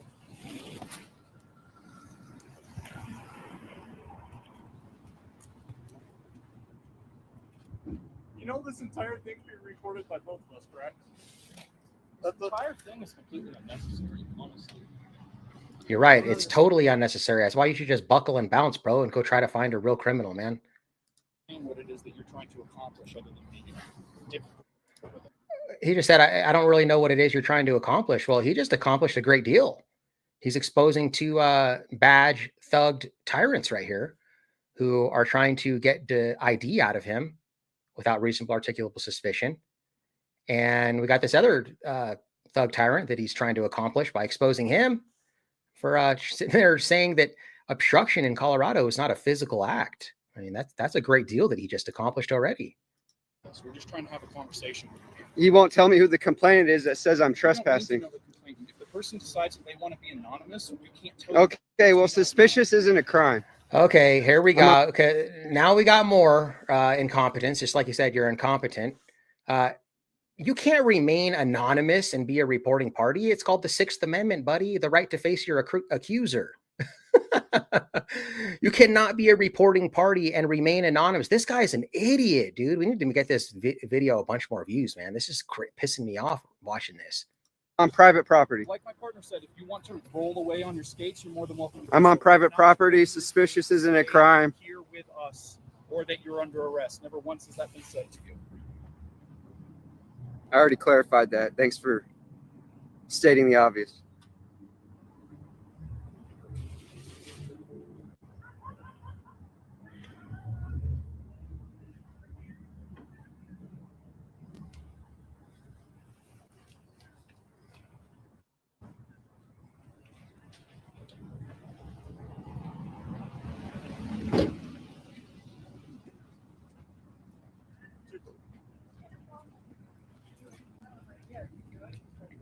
Contact the RT and see if they're okay to get to the vehicle. We'll call them in a little bit.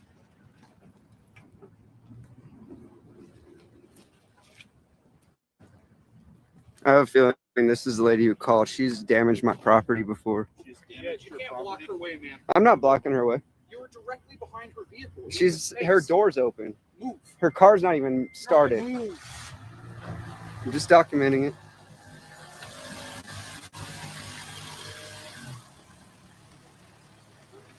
So once we contact the reporting party, my dispatch is doing that right now. If they said that they don't want anything else done, do you want my supervisor still or no? No. No? Okay. Is there anything else I can help you with? I'm like, no, you're just help me with. Copy, thank you. I'm sorry? No. No? Okay. So I'm not trying to cause you any problems. I'm not trying to be a dickhead. Here, can we rotate? I just don't want to look in the sun. I apologize. So I'm not trying to be a dickhead to you, but I don't understand what your hostility is towards us. You said you're the one with hostility. I've been nothing but peaceful. How have I been? I come in peace. I'm not. Again, guys, I talk about narcissistic traits, dude, with these police officers, dude. Now he's trying to say that Mitch Lovin is the one being hostile. When this guy, you guys saw the video, he's the one hollering and demanding ID and saying that obstruction isn't a physical act. And then he's barking orders at him, telling him not to stand behind the vehicle when she had the door open still and it wasn't even started. And then he says, get out of the way. Like, dude. And now he's saying that Mitch is the one being hostile. This guy's an idiot. Belligerent. I'm not combative.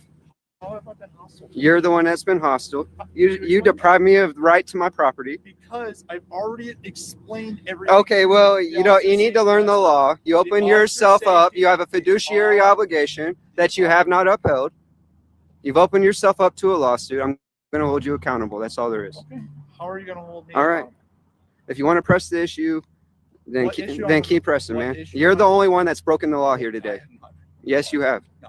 You deprive me access to my. You don't have the right to do that. Yes, I do. No, you don't. Yes, I do. No, when you I'm don't. in contact with you. You know, you don't have right to demand my ID for suspicious. Okay. 41 to the same unit. Are you close by? So this is my opinion, guys, and I don't give legal advice because I'm not an attorney, but my opinion is a lot of auditors say stuff like that you don't have the right to detain me. There is, I don't know what the case law is, but there is case law that says that they have a right to do investigatory stops, investigatory detainments. But that doesn't mean that they get to demand your ID, though. They still have to have reasonable articulable suspicion that a crime was committed. So that's just my opinion. So he's at 104 in Sheridan. You want him to drive up here or no? I don't care to. I mean, it doesn't matter to me. You're the one that's saying I broke the law, so it's up to you. I have a way of handling that. He's not going to resolve that. We don't have court on the side of the road. I never said if that he feels like if he doesn't care whether or not the sergeant comes up here and he wants to call into the PD to speak to someone who's No, it's not calling into the PD. I'm not calling into the PD. I just, yeah, I make claims. I don't make complaints. Oh, okay. Okay. So, Mitchell, if that's your real name, you have a good day. Okay. The reporting party doesn't want us to do anything further. Has already said that they have left the area, so we're leaving.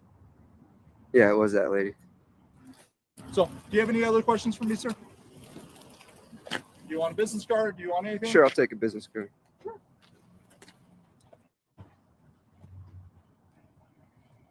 You said something about the incident number. Yeah, if you don't mind giving me the call number, that'd be great. Yeah, absolutely. Oh, now he's being all accommodating.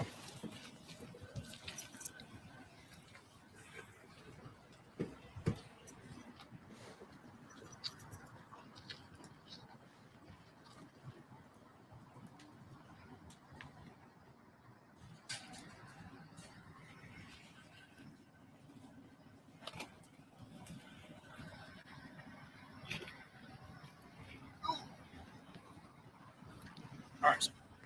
Here you are. Like I said, Officer Fleming. Do you have any other further questions or anything that you would like? No. No? All right, sir. You have a wonderful day, okay?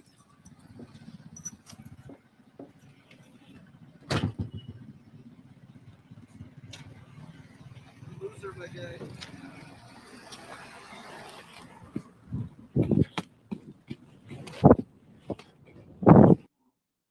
Oh, then he's running. That was a good video, bro. Yeah, that shit pissed me off, dude. I want to do like a showcase on that. So I got a couple of videos that I want to showcase now. That one, and then Aussie Nathan's video too. Okay, let's see. Did you send that? Let me go to my Facebook.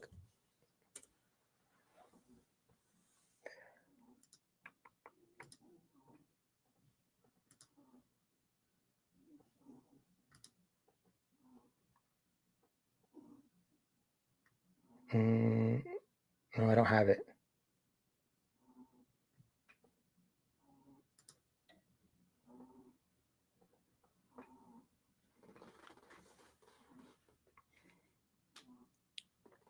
And then that other guy was the one being hostile too, hollering about him covering the VIN. It's not illegal to cover the VIN. That was actually a slick move, dude, taking off the license plate. That's funny. Take off your license plate so they can't run it. It's hilarious. You just sent it to Messenger? Okay, let me recheck it.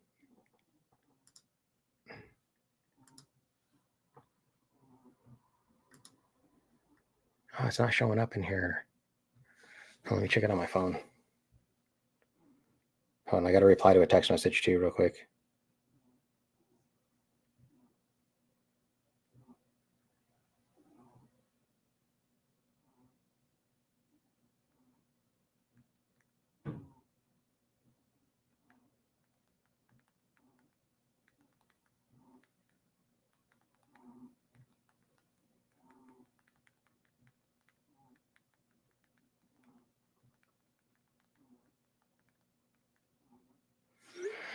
Hey, let me check on my phone if it showed up. Sometimes on the computer it takes, yeah, see, it shows up here. Just on the computer, it like takes forever, man.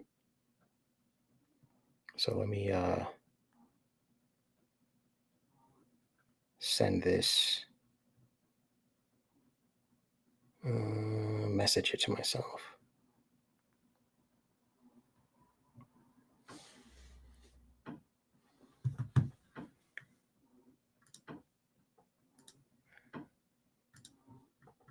Let's see if I got it.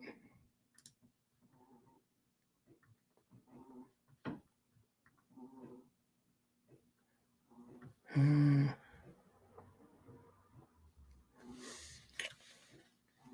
thing. Christopher Cordova. Oh, it's the other one.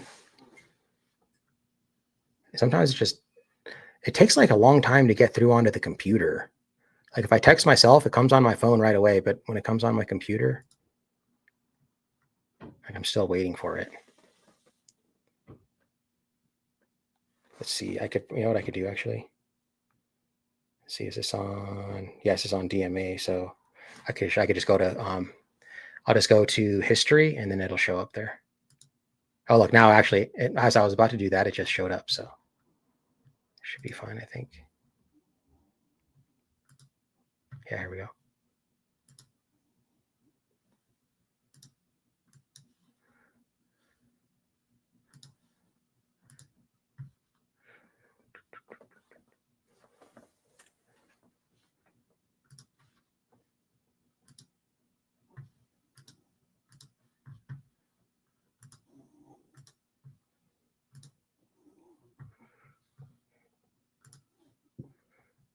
All right, this is in memory of Brandon Mitchell's homeboy.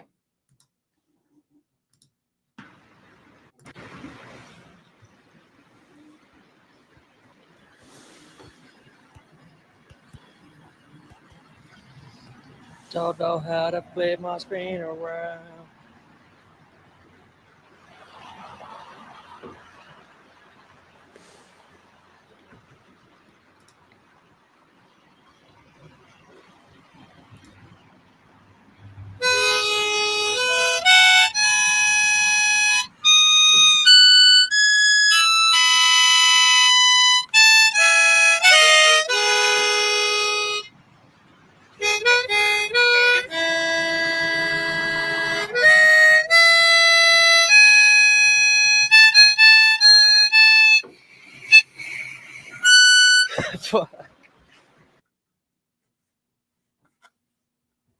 Dang, man, he was young.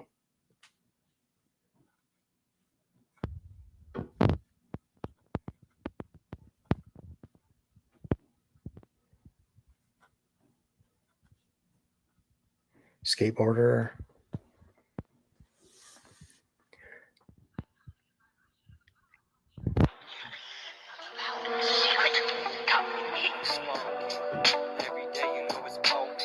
I was just about to say I would have thrown some music on.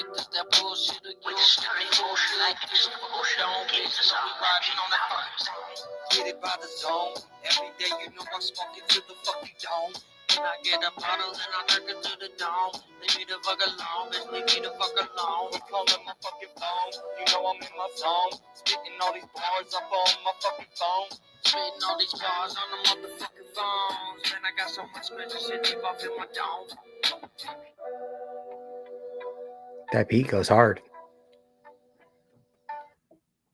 Dang.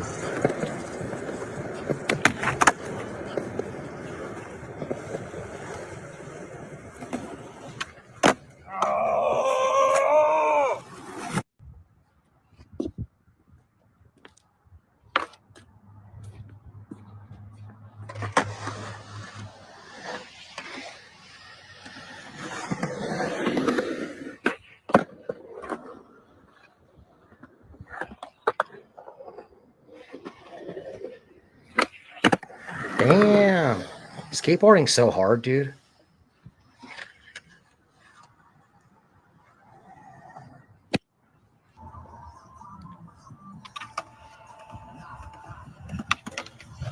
I did that a lot. Dang, he's good. Not allowed a lot of places. Yeah. I like this beat. It's that Immortal Technique. I'm a killer, just trying to get the thriller. Send my tea out to the old Michael Killer. But you better remember it when I get up on the motherfucking track and I get colder than December get or November, bitch, or any time of the motherfucking month. Cause when you in Kansas City, man, it's where to be bipolar as fuck. Yeah, but you know that we still rolling up. And you already know what the fuck is up. And we got the pistols up, ready to motherfucking bust slugs and you fucking bitch ass. Trying to get the money with the fucking quick fast. Got bitches sucking dick and trying to get whiplash. I don't give a shit, bitch. This shit don't last. This is the fucking life of mine. I'm sitting back chilling with the fucking righteous mind. I don't write these rhymes and I don't take the time to do it.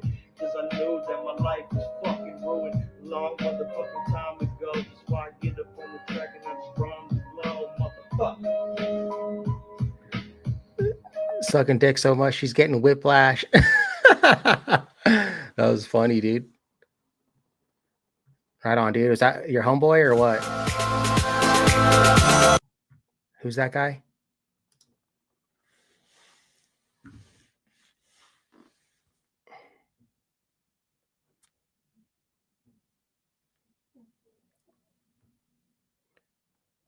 Oh, shoot. I got 192 subscribers now. I gained 4 subscribers since I started this stream.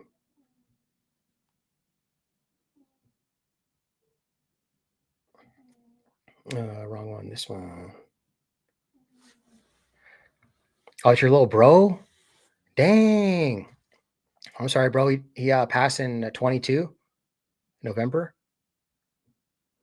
It's a couple years ago.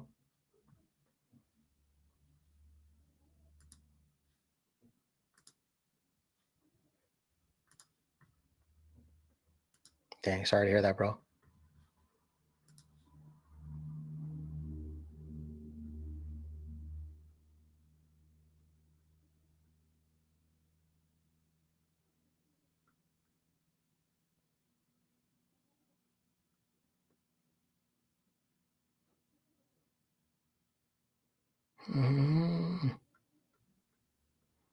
Time's at 10:30.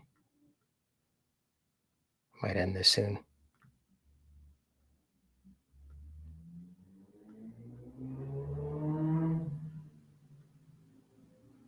See what we got on here. Let's see if there's anything funny.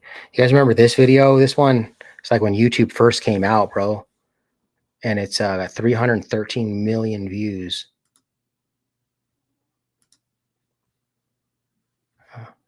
Oh, wait, hold on. It's not playing. Forgot. Gotta. Oh, yeah, it was playing.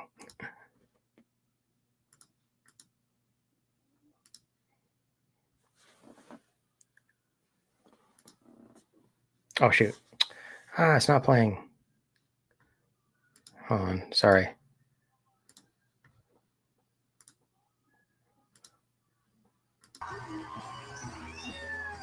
Evolution of this.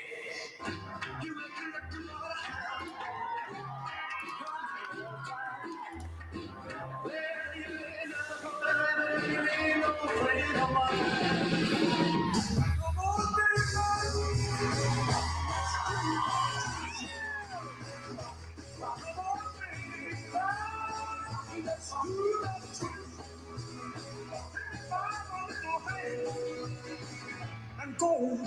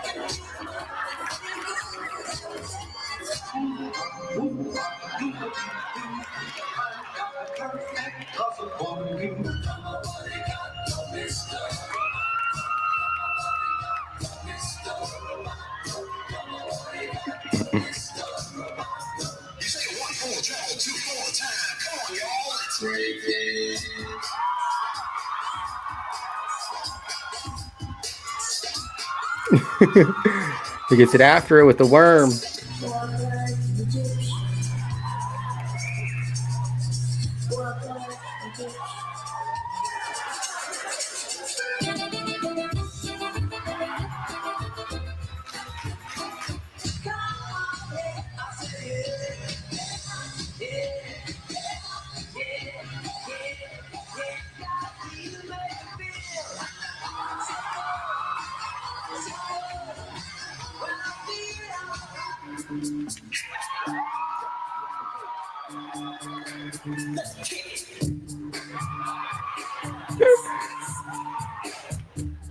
Running Man.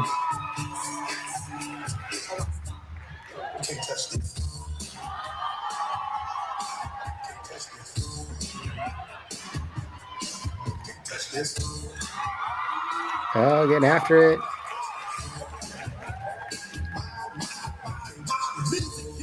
Sprinkler.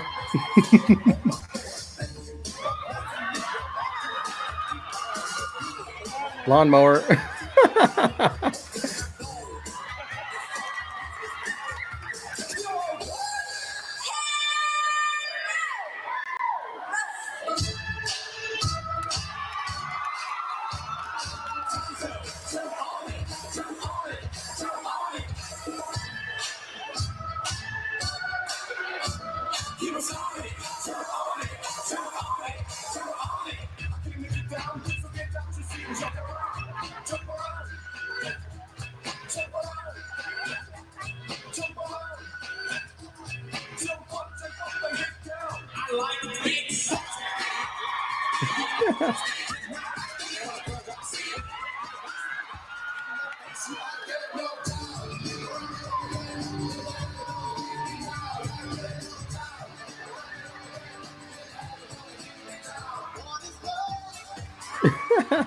Night at the Roxbury.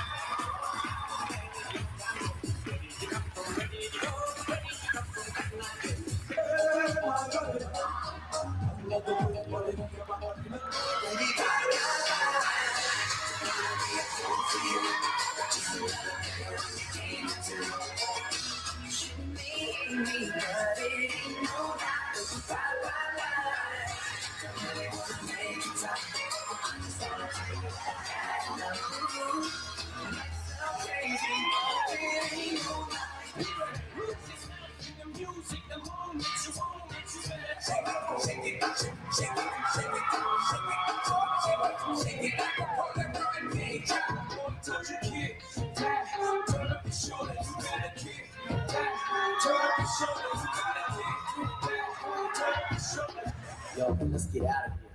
Word to your mother. Ooh. The video has like 300 million views. It's like one of the very first videos on YouTube ever.